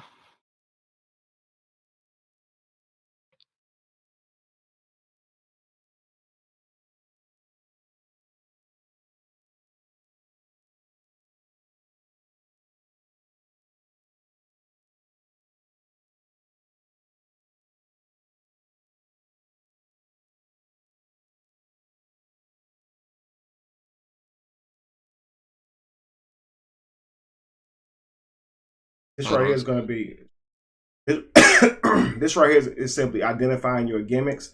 So, and identifying kind of what can happen or what your gimmicks can kind of cause to come towards you. People say, well, I don't know why I keep attracting this kind of person. I'm kind of just kind of give you an idea. Why do you attract this kind of people? Okay. So I must be reasonable. I must appear reasonable. Even when someone is doing things to me that are not right, I must appear gentle and nice and meek. Then what you're going to attract is people who constantly provoke you. If you go through work and you're always trying to avoid the obvious argument or the obvious disagreement or whatever, you're going to find that people often try to provoke you. They try to get you out of your character or whatever. I must be helpful. People will try to de-skill you. They try to convince you that they don't need your help, or they'll try to convince you that your help is somehow worthless. Everything that you do, they'll tell you it's just not good enough. I must be strong. You may what people have when they try to manipulate you is they find out what your need is, and then they deprive you of it. That's what you have to understand when it comes to manipulating someone's mind. Deprive them of their need. So whatever you feel like you have a need for, I'm talking about, especially if you wear this on your sleeve, if you lead with this, you're going to attract people that take advantage of your need. Okay, I must be perfect. They are going to expose your flaws. 100%, they are. Okay, me personally, when I was in sales, I had a I must win attitude. On days of sales, when I say a sale, I mean like a 4th of July sale or Thanksgiving sale, anything that the company put millions of dollars into advertising for. You know you're going to get a lot of people to. These moments you didn't want to blow, okay? Because you can make a lot of money in commissions by selling furniture to them or selling whatever the product is that company wants you to sell at that time, okay? So for me, when we would have these big sales, I would have nightmares to the point to where I could not even sleep every single time. Now, mind you, I was the best in sales in that place. I hate to even use that word best. I like to use numbers. The first company I was a salesman at, I led the store 6 months out of the year. There were 15 salespeople on. Okay, each month that I didn't lead, it was a different person that led. Okay, 6 months out of the year I led, and when I didn't lead, I was very close. The last place that I was terminated from, speaking the truth, I led the store 11 months out of 12 months that year.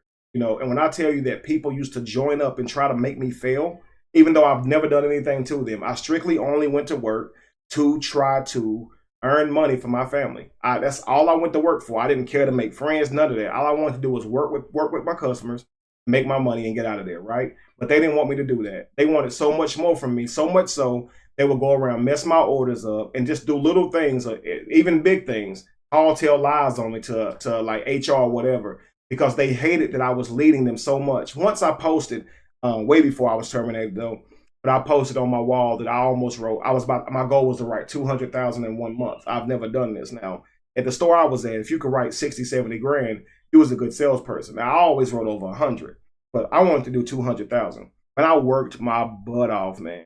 I ended up writing 177,000 that month, most I ever wrote. And I posted it on Facebook, and because it showed the other people's numbers and how much lower, because the highest person was like 70 grand. So I sold $100,000 more furniture than the next person to me, doubled them. So you could have put any two of them together. They couldn't outsold me that month. The problem is this: whatever it shows you that your numbers are, that's what you personally get paid. You personally. But these people would get mad at me because of the funds or the sales that I was generating. Because I had a go-getter attitude. I would get there early, stay late, and work my butt off. I really took time to learn my product and really worked hard to give my customers the information they needed. But nevertheless, they wanted me to fail, like literally wanted me to fail. But why? When you've done nothing to them. But this is the actions that they took. I had a I must win attitude, and they had a I want to make you fail attitude. You see? And again, I always wonder why this followed me everywhere. Why is it that people cannot be happy for me? Why can't they be happy for, you know, the work I put in? And because when I first got an opportunity in sales, I had not really ever had a really decent job where I made a lot of money. Sales gave me an opportunity to do that, you know. So here I am for the first time in my life making funds to where I can actually feed my family without stressing. And nobody could be happy for me. In fact, the people there who had the same opportunities as I had, they hated me for that very exact reason that I was now enjoying my life. Why is this? You see, and then I also had the last one. The last one on that list was I must please others as a gimmick. I must please others, and of course, people always seem to tell me that disapproval of me, express that they didn't like me to other people. And I cared so much about why people did not like me that I would go out of my way, literally go out of my way, and try to make people like me. I mean, go to them and ask them what I've done to them. You know, what did I do to you? Like, why don't you like me? Like, caring that much to the point I would go up to somebody and ask them, what can I do to make them like me more? Like, I was that bad, you see. And then you wondering why you stressed out all the time. And it's because you have these gimmicks on the inside of you that you need to personally deal with. And because of these gimmicks, people manipulate you. They manipulate us, right? And so if we can drop the gimmicks and find out whatever it is in ourselves that makes us susceptible to being manipulated, we can get through life a whole lot better. So many times we're looking for the wolf, but you don't realize if you understand yourself, there won't be a wolf. You see, if you understand yourself, there won't be a con artist. If you understand your brain and how to keep yourself from falling into the trap of manipulation, you don't even have to focus on the manipulator. See what I'm saying?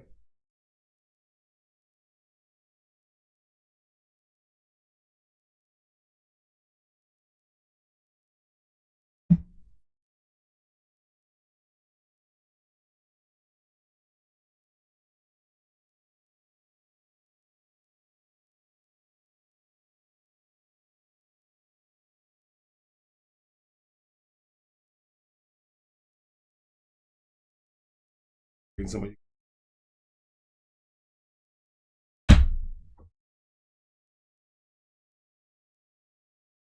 Like I said, I don't try to convince anyone. And that's an interesting perspective. I mean, the honest truth is, you can't change a person's mind, especially and over the internet. absolutely. And I mean, you know, the simple fact is, people are only going to see you through their lens anyway. They're going to see you how they want to. A lot of times, it's really not a whole lot you can do.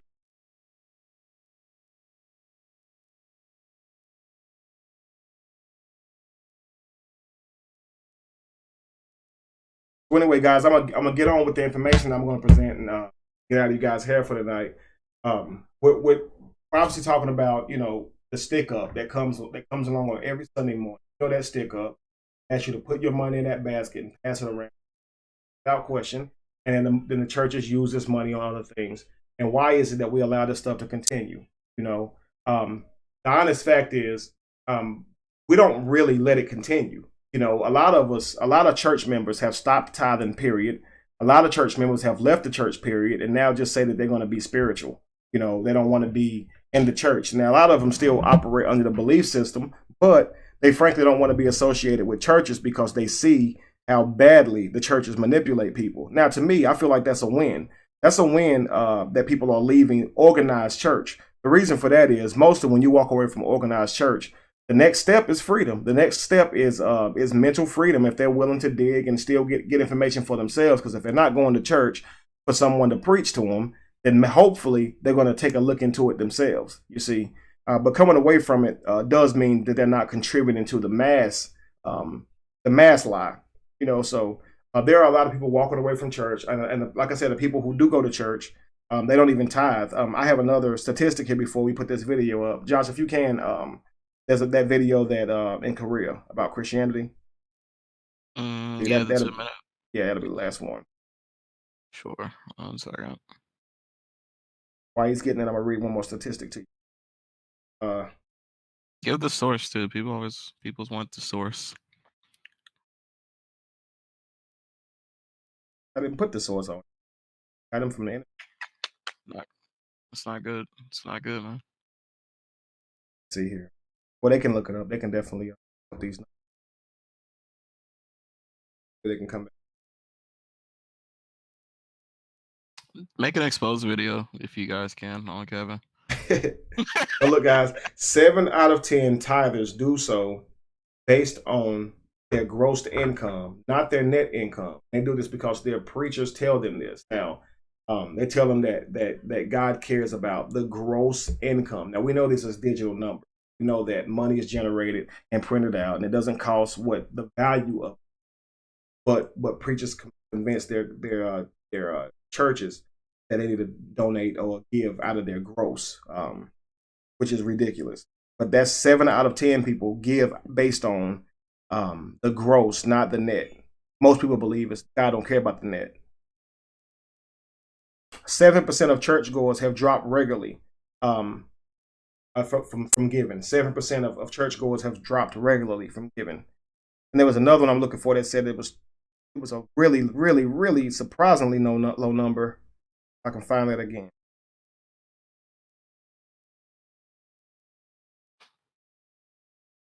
Yeah, here we go. Only 2%. Okay, Americans only give 2% of their income. That's crazy. So we said 5% tithe. Okay, 5% tithe, and 80% of that 5% only give 2% of their income. What do you guys think of that? That's crazy. That is crazy.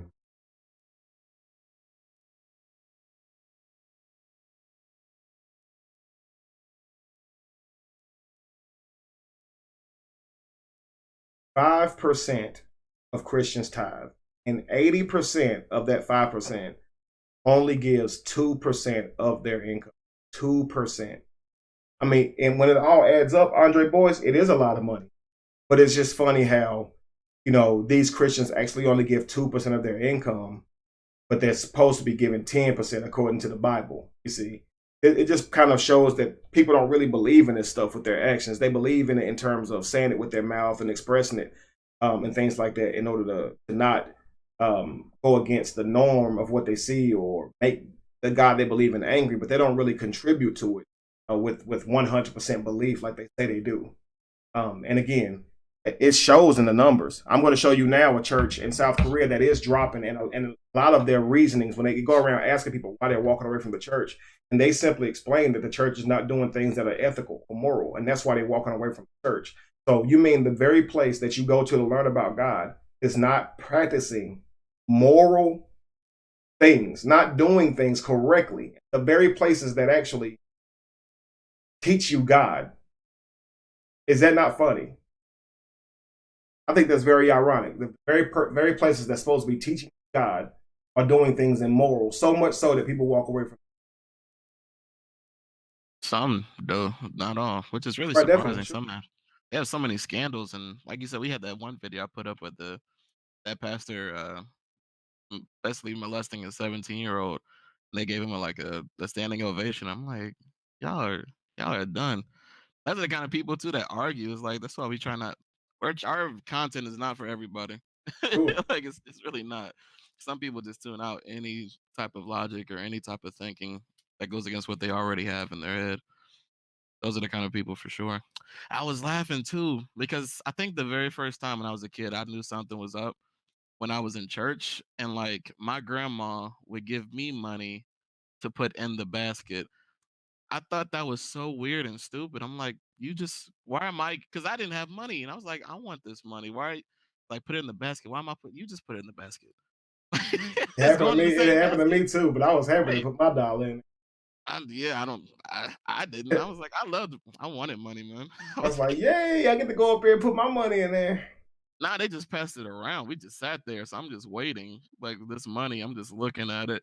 I'm like, Grandma, you just put them out. Why are you giving it to me? I thought it was so weird because on a logical level, it's going to be in the Mhm. basket. So why do I need to do it? But again, Yeah, it's you're right. it's that sign of submission, and it's not even for the pastor. The pastor's not looking. He's looking around at the ushers, making sure they getting bread. But they think God is like monitoring. They do that like, oh, you're submitting to God right now. Like, see, God, my grandson, he's submitting to you. See how he's putting that money in himself. You see what I'm saying? So it's They get you used to going on ahead, rendering you think it's God. right. I just thought that was so weird. That's like literally the first red flag I've ever had in church, aside from the dude not being there. But that's my number one. It was like so weird. Anyways, let's go ahead and do this clip. Sorry.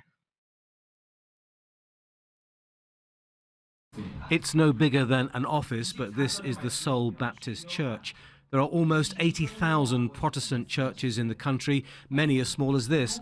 For the last 50 years, Christianity has been a big part of South Korean life. Along with the United States, South Korea is the biggest exporter of missionaries in the world. More than 10,000 South Korean preachers are active in 160 countries. For me, for my mind, and for my pastor, we are same dreaming of us to preach the gospel first, and then plant a church. And the next one is we try to communicate. In South Korea, though, that message is being ignored. Christianity is the major faith, followed by Buddhism, but young people are moving away from all religions. The latest survey shows that 56% of the population now describe themselves as non-religious.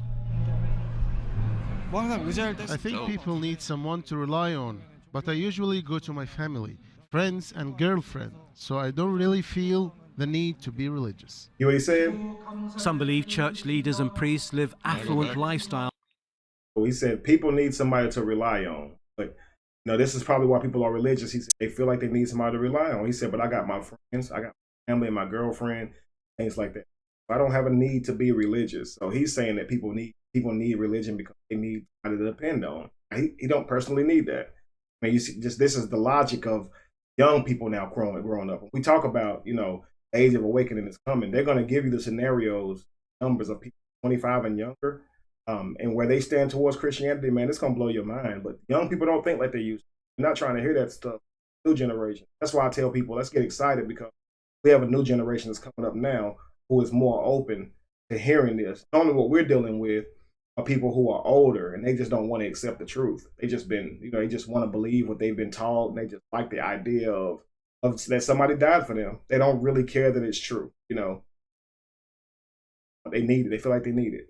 I think once you actually realize that this is not something that's a necessity for you to get by, you can begin to walk away from it.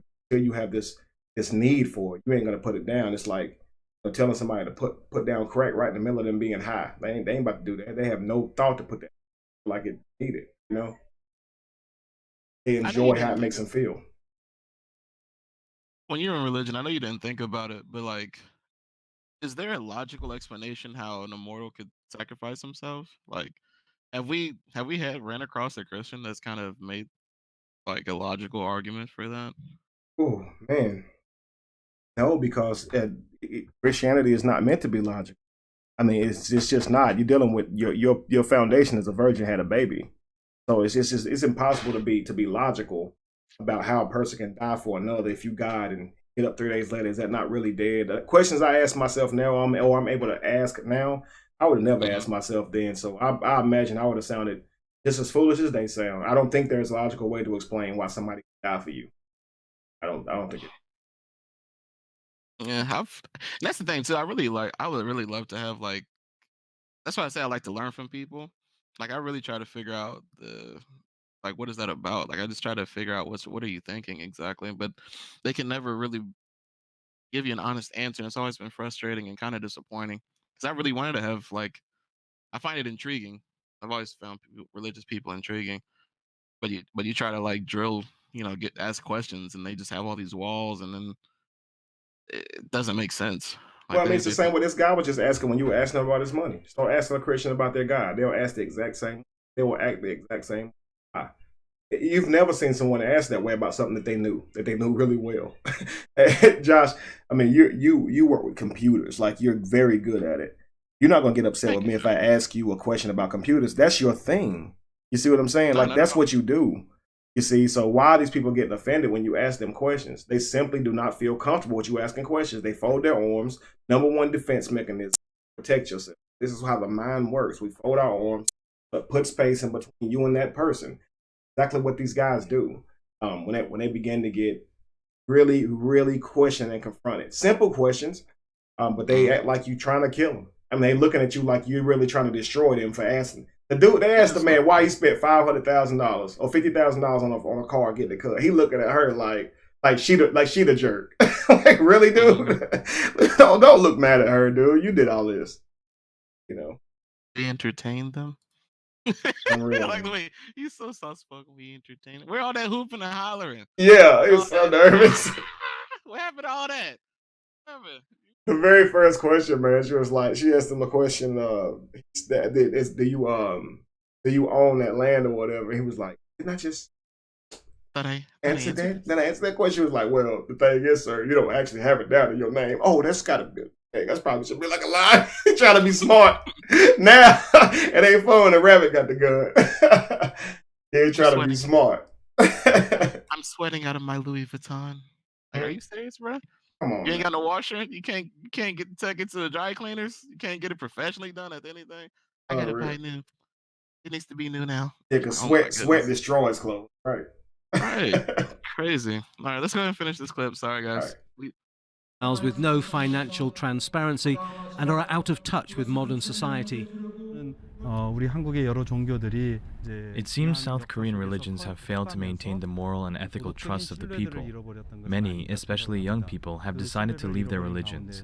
That's one of the main reasons. All denominations in South Korea are wrestling with the problem of how to stop the religious decline and how to adapt to a fast-changing world without sacrificing their principles and values. That won't be easy, but faiths are desperately searching for ways to modernize and become. I want to pause there for a sec. Just let me pause this one. So, why do we have to have this religion to keep our values? Like, why do they think these values are exclusively to Christianity? Whatever values you take from it, you can honestly take a whole bunch of brutal values from the Christianity if you wanted to. You can be on some rat shit for real. That's the funny part. Is like we want to do things to modernize the religion, but we don't want to forsake our value. You mean the ones about stoning children? Like, what are you talking about? Value? Anything Which that you don't do because the government has told you not to do it. Going to be inherent consequences if you do it per the government. A lot of what you do is not anything dealing with moral at all. It's just law. I mean values. I just thought that was weird. Like, why do you have to keep the religion alive to keep your values? I thought that's really weird thinking. Anyways, let's continue. Become an Hang on one important second. I'm part of sorry. Korean. Just before you hit play, when I was in ministry, I would see churches like you would see some churches moving forward with like things like mime dancing, like a worship style dance in the church, gospel rap, and you would see some church stepping in the church. So you would see a lot of churches moving forward into these things. Then you had your old school Baptist churches that didn't want to do it, and they looked at it the same way, that they were sacrificing their values. They felt like dancing in the church was wrong, even though they get up and shout and run around the church and put up forth more energy than we ever could doing the Dougie. But they do this in church all the time, But in their mind, if you stand up and do a structured dance, then that's glorification to yourself and not God. Or if you rapping in church, I remember I performed at a church one time rapping, and the lady, she loved my message when I spoke, but I closed it out with like a youth explosion. I preached first, and then I closed it out with like a little concert. And I remember hearing the lady in the background say out loud that I was going to hell because I was rapping to a beat about how much I love Jesus. Because I was rapping. Like if I had been singing it slowly, then Jesus would have been okay with it. But if I rap it, Jesus is going to somehow punish me, like Jesus had made rap a sin. And she really meant it and believed it. Older lady.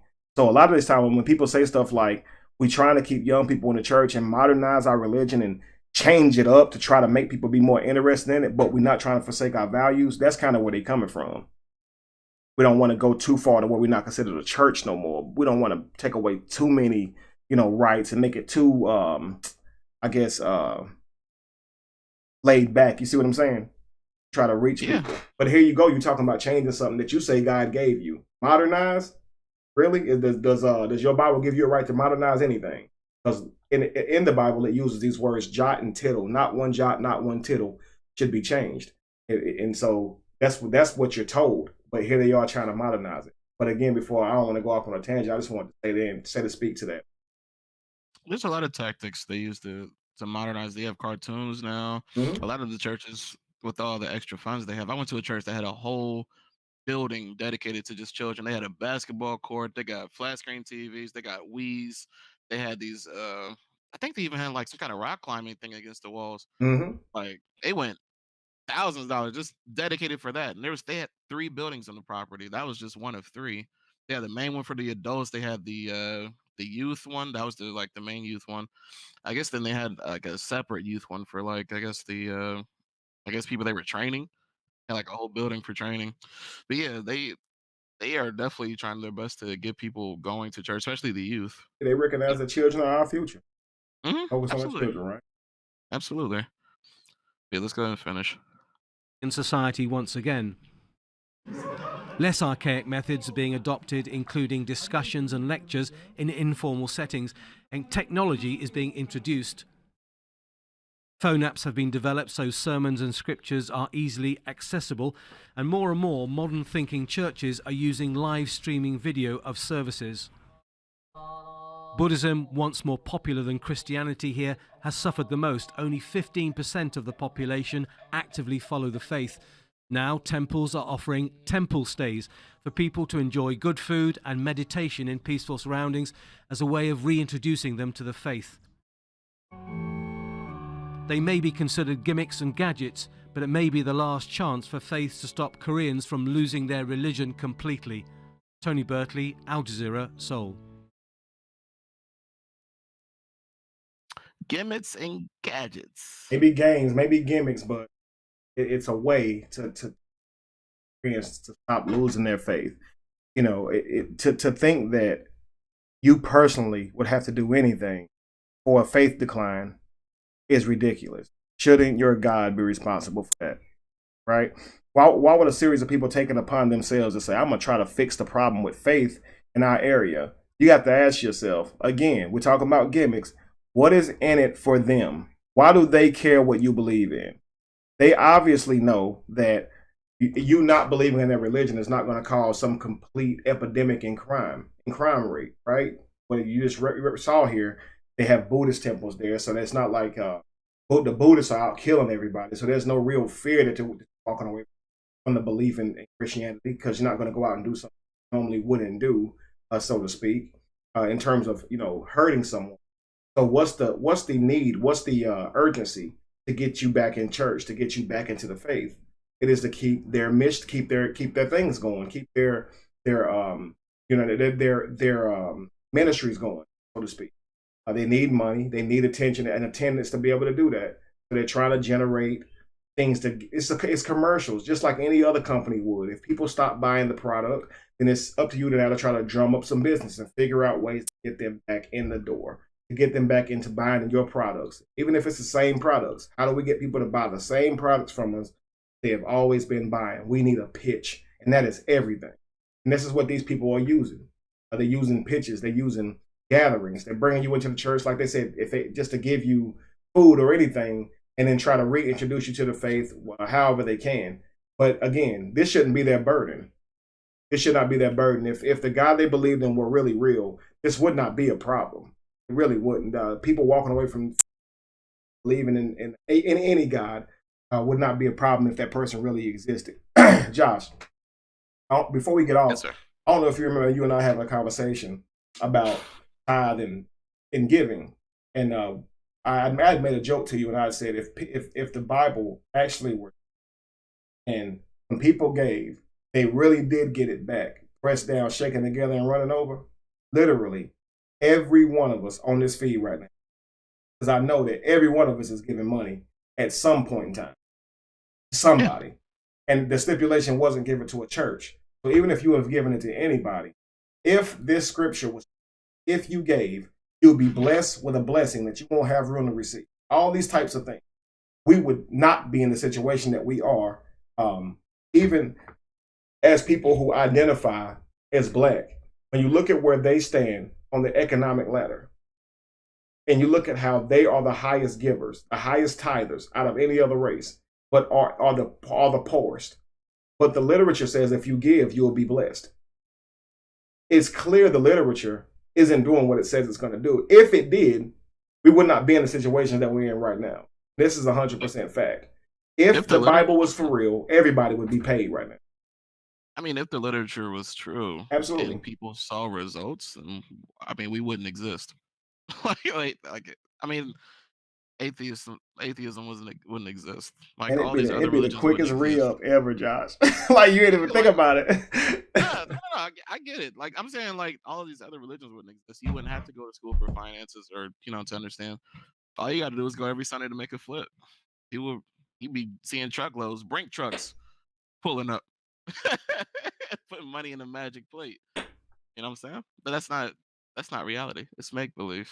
Yeah, So nobody would ever have to stand on a corner and sell drugs. All you literally have to do is sow a seed, and it'll be pressed down, shaken together, and running over. You would not have to go re-up and buy your drugs just to resell them. All you have to do is just go help a poor person, and then all of a sudden you see your money problems fade away just that quickly. And but obviously the literature isn't true, and that's what's funny is like we're running around still trying to find bodies and proof of this crap when the proof is in the pudding. They say, right? The we proof is found in the the ark pudding. for the Right. 8th time. We found the ark for the 8th time. Really? Mhm.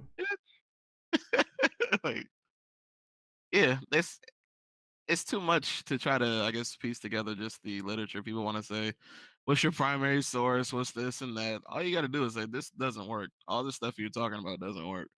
All the promises the Bible make are not true. Like, Absolutely. so, Conscious I Queen mean, said, I gave and nothing came to find me financial. Nothing. All I did was give and I didn't get nothing back. yeah. But What's it's the, unreal to see people, even on a low level, because it's clear if it were really true.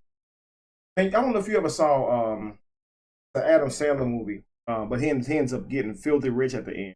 He buys everybody in the city like Lamborghini, all riding around Lamborghini. Billy Madison? Is that Billy Madison? I don't know. I know he was. so I many know he Adam was. Sandler. He had a rich daddy on Billy Madison, but it's something else where he won a whole bunch of money. He bought everybody like red Lamborghinis or something crazy. No, it's not Billy Madison. Billy Madison when he Yeah, was like a kid. yeah, he's like a That childish was person. He a I childish remember, person pretty much on everything. remember and he had the speaking it was like some kind of verbal speaking contest. Like, he was like, you said nothing intelligent. You've just wasted everybody's time.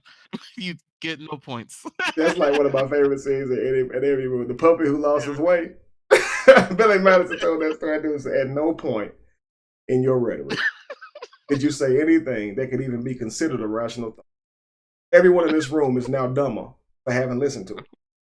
I award you no points, and may God have mercy on your soul. That was the coldest thing ever. Billy Madison said, okay, a simple no would have been fine. I mean,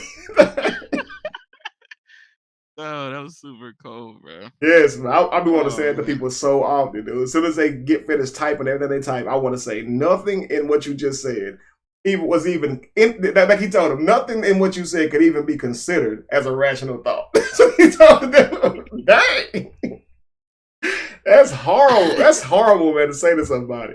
But nevertheless, Yeah. there's this different Adam Sandler movie where at the end of this movie, he gives everybody Happy like Gilmore? it may have been Happy Gilmore. Or Mr. Deeds. Mr. Deeds, he was filthy Mr. rich. He Deeds had was like Mr. Deeds. Yeah, Mr. Deeds. Yeah. oh Okay, yeah, Conscious oh Queen okay. was way ahead of us. Okay, yeah, Mr. Deeds. Yeah, he No, we at the end of the show, he ends up giving away all these cars, and you see how everybody was rolling, right? What I'm saying is, if biblical giving were really good and really worked, everybody would be essentially rolling like that. It's much people that went to the church and gave away their money out of their heart, thinking that God was going to really bless them with some money that they didn't have room to receive. Give them so much they wouldn't even know where to put it. Like I want you guys to think about this. God will bless you with so much you won't have room to receive. I want you to think about this. There is a man that's like so rich right now. I think he got like $20 billion, the richest man in the world. Let's look that up real quick. How much money does the richest man in the world have right now? And even he has room to receive his money.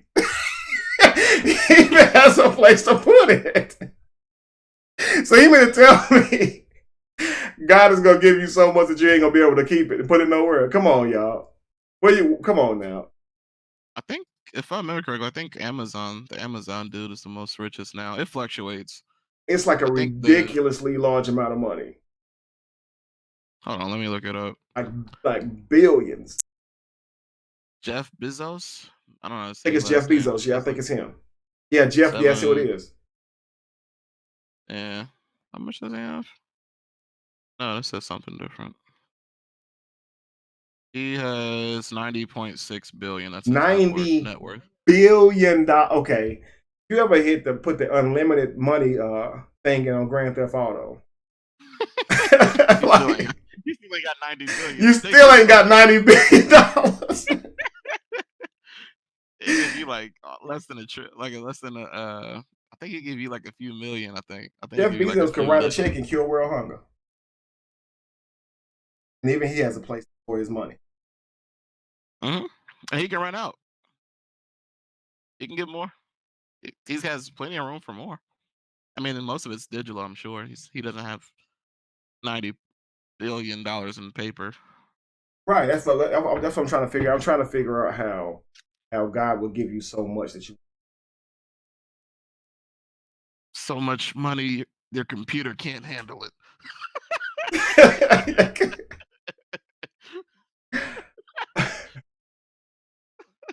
So many O's. You can't even see the screen because it's just covered with O's. You think you're in the Matrix, all those O's. Like, no, okay. The case said, yes, Josh. So, man, I gave away my money so many times thinking that God was about to come through and give me a huge.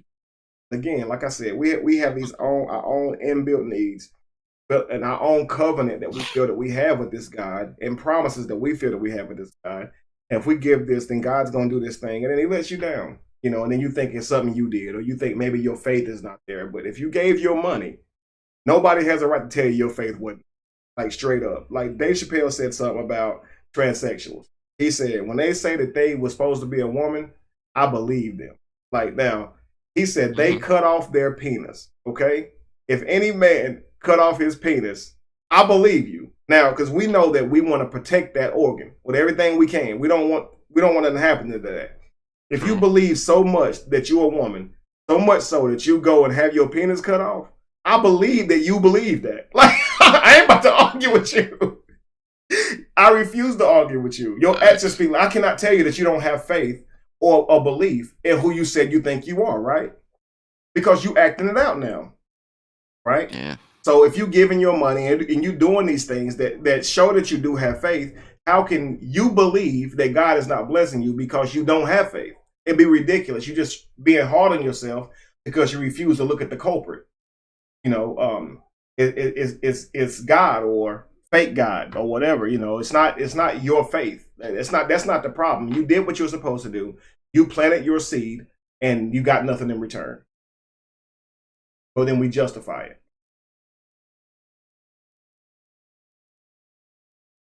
I said it's like arguing with a tooth fairy. It absolutely is.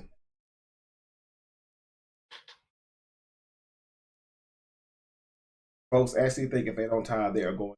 Yes, they believe that. They believe that if you don't tithe, God will curse you and put a proverbial hole in your pocket, and money would just somehow fall out of your pocket as you walk down the street. Like literally, I've heard preachers say that God will put a hole in your pocket. But God can put a hole in my. So God will care more about putting a hole in my pocket than feeding a homeless person, starving person. Like, come on, man. Come on now. And that's why I say you guys got to think about it. You know, we're afraid to ask the preachers and stuff what they're doing with the funds, but don't you think you'd have a right? Don't you think God would be madder at them for accepting the funds that you've given obediently and then using the funds on something else? You don't think that God would have a problem with that? But you don't ask your pastors and stuff about it because we feel like, you know, we stepping on God's toes or the man of God's toes or whatever. Yeah, being disrespectful. Yeah. I remember I asked my friend, the one I don't talk to anymore. I remember because he works close with the pastor. He's kind of like taken under his wing or whatever. I'm like, why don't you just ask him like to create a chart or be transparent with the church, like a pie chart, something simple where the money's going. Like that's what I mean, because church is a business, and that's what any business does. They show you the people that are investing. You are an investor in the church. You are a church member who's investing weekly. Mm-hmm. You have the right to know where your money's going. He's like, nah, that wouldn't be, you don't ask that kind of stuff. You don't do this.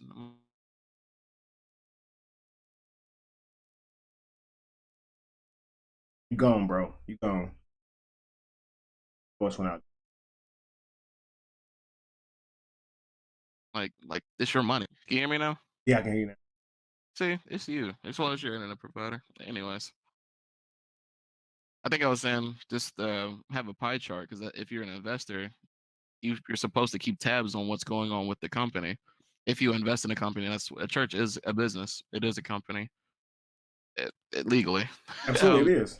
So I just thought it was always weird, and I was like, nah, I'm scared to do. He basically was saying I'm scared to do it. He didn't say that verbatim. Like he's giving excuses why he wouldn't do that, even though it's somebody he works with closely in the church, and that they're friends. That wouldn't be like a stranger coming up. Like this is the person that he took under his wing, per se. Right. Well, I mean, again, man, when you talk about manipulation, when you have a leader, and that's what a lot of people say now, we need a leader. We need a No, we leader. don't. Like this kind of talk comes from a mind who is not stable enough or doesn't feel comfortable enough on its own, and that's why they always say, we need a leader. We need that. We need that. Not necessarily, Problem is whenever you have a leader, you focus on only what they focused on. That's pretty much all you focused on. So why would you ever be focused on where the money's going? Because your pastor ain't never going to be focused on it. Not ever. Not once is he ever going to come in there and make that his number one priority to mention to you. He's focused on a move of God. He going to get there and say, God's about to do something in this house today. God, have your way. Lord, have your way. And so that's all you focused about is God having his way or whatever. Or when his pastor's anniversary coming up, he going to get everybody focused on that. And y'all going to try to make sure he got a new suit because he the man of God and you can't have him looking bad. And, all this kind of stuff y'all going to justify to be able to take care of this guy. But at the end of the day, he is never going to make where the money goes a priority because why would he do that? His whole point is let's just hope that you get what you came looking for, which is a feeling and to hear something that makes you feel good and call that a move of God. That's what you're gonna do. If you go to a motivational speaker and you hear somebody that say something, you're gonna say, man, that was powerful. That brother gave me some words of wisdom. But if you go to church and hear something that make you feel good, that's a move of God. Okay. Nickane, I made a new shirt for Kevin. I think you guys will see it soon. They said they need like a new shirt. Yeah, tell me about it, guys. I got you. It's nice too. You'll like it. It really is. It's dope. So, but hey, guys, I want to say I don't want to keep you guys on too long. 2 hours. I'm so proud of you, Kevin. Yeah, really man. We got to, man. The internet won't let us do what we really like to do. Guys, remember if you got anything that did help you, please don't forget to donate. The links are in the video. And remember the show. Remember the tour, February the 9th and 10th. All right. Josh gonna throw that up for you guys. And listen, click the link because we have ridiculous sale prices. I wanted to do something really nice for you guys. So the tickets have went down to $10. So make sure you go get the tickets while they are on sale. Okay, if you're in the Texas area and you want to come out to this show. And again, these tickets can be used on any event if you go purchase these. I wanted to give you guys something to help you out. Because and even with things like this, you're obviously going to be getting something for you. I'll be there. I'll be giving you guys information. We'll be chatting and talking about moving forward. Great things. And people even ask, why are you charging to get in there? They don't understand that, travel and things like that are not free. venues are not free. Rooms and things like that are not free. If we want to do this stuff, we are going to have engagements like this. You have to understand that it's not free, guys. Want to see that, then be willing to pay for it, or just watch me online and don't complain about it. Either which way, I'd love to come out and see you guys and work with you guys in person. But if that ain't the way, if that's not the route y'all want to do, then y'all just have to let me know. I don't want to, be booking flights and doing all that traveling and stuff. Ain't nobody gonna be there. That'd be absolutely ridiculous. Why waste that much? Do it strictly out. Do it straight from here. Make sure, guys, we want to know first, and this is into that we're gonna because we're trying to do it big. We're trying to really be about the things that we said last year, literally go out and be. If I can lead by example, then give me an opportunity to do that. Definitely, an opportunity to do that. So make sure you keep your focus on what we're trying to do here. Donate if you can, or come to the tour if you can. Come and check us out.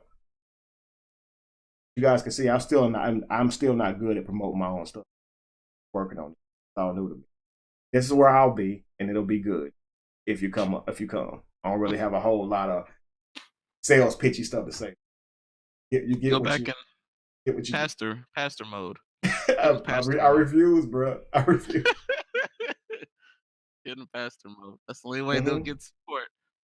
You gotta spice it up for them. Hey man, I could simply tell them that the Lord had showed me a dream that this was going to be one of the most powerful moves of God that has been saw in a long time, and you don't want to miss it. You want to make sure you get there and get what the Lord has for His people. He want people to show up real quick. Oh, what is that blessing Kevin had a dream about? I have to tell people. You want to help your family get free from religion. You want to help yourself get more free from religion. Help yourself get your feet up under you, and help to get up. Because the thing about it is, when you're in religion, you don't have a critical mind. You really don't, but you can have one if you're willing to work on it. Like a critical mind, it's a reward that comes from thinking. I'm talking about intentionally thinking, not just somebody say something that make you go off into la la land for a few minutes. I mean, literally thinking about what it is that you believe and how you got those beliefs. You have to take the time to do some inside work, and you can get that critical mind. What I try to do is I try to induce thinking. I'm going to give you information and give you, questions and statements and things like that to try to induce you to thinking, okay, to help you create this critical mind within yourself so you can survive on your own.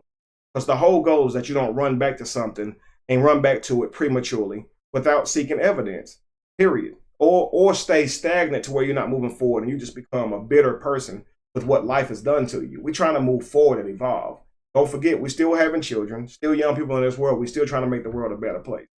So if that's what you're looking for and you want to find out how can we make the world a better place, that's what my stuff is for. I can't sit here and give you a whole bunch of pseudo nonsense to get you in the building. But if you really do want to move forward and you want to know more about how to do that, don't miss this opportunity, please. It's going to be really fun. We're going to have a good time. It'll really be great for promotion's sakes if we got the cursing pastor on, if we got Thaddeus Matthews, bro. If we had Thaddeus promoting us, bro, we'd be sold out in like 2 minutes. And Thaddeus be like, cuss me out. He had like 3 million views for a live stream, bro. I'm talking about hoes. Yeah, man. Thank you, Nikkei. Let's see the donation. I'm not talking about women. He's talking about hoes, literally. Yeah, 3 million. Absolutely, yes, bro. It's crazy. This dude, man, he get all the view. But again, he's entertainment. Like you said, people enjoy being entertained. They love to be people entertained. Want entertainment. They want information to a point they can like use it against a Christian. Like, I got you on this, but it's not really like I'm trying to liberate you. I just want to shit on you. I think a lot of the time it's like I just want to shit on you. Absolutely. And then they want to laugh, and then Thaddeus comes in with the laughter. It's great. Hey, I get it. I get it. Thaddeus a cuss me out, man. I ain't trying to. You will. I know we shared that one video about him when he was talking about nobody can die for you. I was like, man, Thaddeus gonna see that video on my wall. Thaddeus gonna start cussing me out. I I gave Thaddeus credit. I know, but I said, but still, Thaddeus just him knowing I don't believe what he believes. I just feel Thaddeus would have thought it. I would have had it. Nah. Honestly, I think most pastors don't believe it. Honestly. If Thaddeus said something to him, but I'll say something back to him. Whole video. Oh, you wouldn't. No, but, You know I wouldn't. I wouldn't even let you do that. I wouldn't, man. It's just funny. Like, don't even do that. I only said it because I know you'd be like, man, stop. Right. You know. Camilla said, peace, infinite waters, diving. Peace. What is that? That's Ralph. That's Ralph. That's his thing. That's what he says when you come on. I bet you didn't know I knew that. I know who Ralph is. That's his thing before he does his show, Infinite Waters. Yeah, and Kane, I thanked you. I thanked you. I don't know if you saw me. If you would, thank you. Listen, guys, that's it. I'm gonna wrap it up. Again, thank you guys for coming and checking us out. And then, I'm sorry, go ahead, Josh. I was gonna say, look out for the new video tomorrow. We're gonna have a heaven challenge where you guys can get $100 if you can assist us in our challenge. So make sure you share with your pastor, your religious friends, all that. We're trying to find heaven with the Bible. We did our best, and here's a hint: heaven is physical. It's not spiritual. There's the hint for you guys. Look but at you guys can get $100 if you help us or your Christian friends. Comments, Josh. What? That good prana. Prana is a Swahili air. What? So breathing that good prana, that's something that Ralph said. Who is Ralph? Ralph from Infinite Waters. I just told you what everybody was doing. I know, but that's just, I was just telling you that's another one of his quotes when you come back and you several people are saying breathing prana, you will know what I'm talking about. It's called Infinite Waters if you look it up. This is why we can't promote ourselves, guys. We're talking about Infinite Waters right now. As we're trying to close out the show. I'm trying to give you guys more stuff to check out from Kevin. He's talking about Ralph. I'm just telling you what the thing sounded. What's the name? Anyways, we're gonna have that video tomorrow, and also I want to get some Christians calling in. We haven't done calls in a while. Usually it's the same people calling us. I want different people. I love y'all, but we need different people. We want to have different perspectives. So I want to see if we can do that next week, next Sunday. See if you guys have any Christians that are mad at Kevin for something, which they probably are, and want to expose them live. Thank you, Nubian Love. Thanks, Nubian. We appreciate it. I think that's it. Well, look, I don't like the quote they use. I don't watch rap. Actually, I used to watch rap a long time. I ain't really saw it now. My favorite Ralph quote. Ain't even had a brick. My favorite Ralph. Ralph will be talking to you, Josh. He just gonna come back in and say breakfast shit.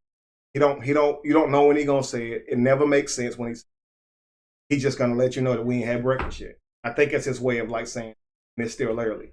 But people love Ralph when he do that, man. Again, that's why I need to figure out cool stuff to say on my show over and over. So talk about it. This is very weird. Since I do my show at night, I'm gonna start saying that we ain't even had.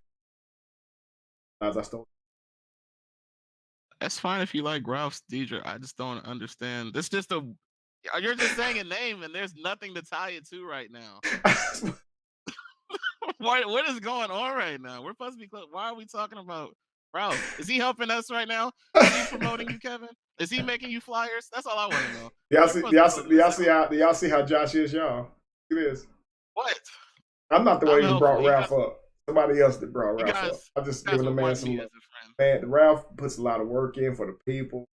Somebody mentioned Ralph. Somebody mentioned Ralph on the feed, so I gave Ralph a shout out. And then people started saying this quote. I didn't get on here with the idea. I'm gonna change the title to Ralph. I'm gonna just change the title to Ralph now. Ralph. It's not even breakfast yet. That's what we're gonna call it. Hello there, Camille. Sorry about that. All right, so guys, that's it for. Love all you guys. See you back next week, and look forward to seeing a whole lot of videos come from us in the upcoming. Anything else, Josh? No, I lost my train of thought. All I can think is about breakfast and Ralph right now. We're done. We're closing it out. You know how to promote now. We get people to do this. Either y'all just did for Ralph. I had nothing to do. Share or donate. That's how you can help. That's Yeah, if you awesome. want to help. Sharing is free, donating is not. But I know a lot of y'all got corporate jobs and y'all got family members and y'all scared. It's okay. We get it. We're gonna have to get you not scared.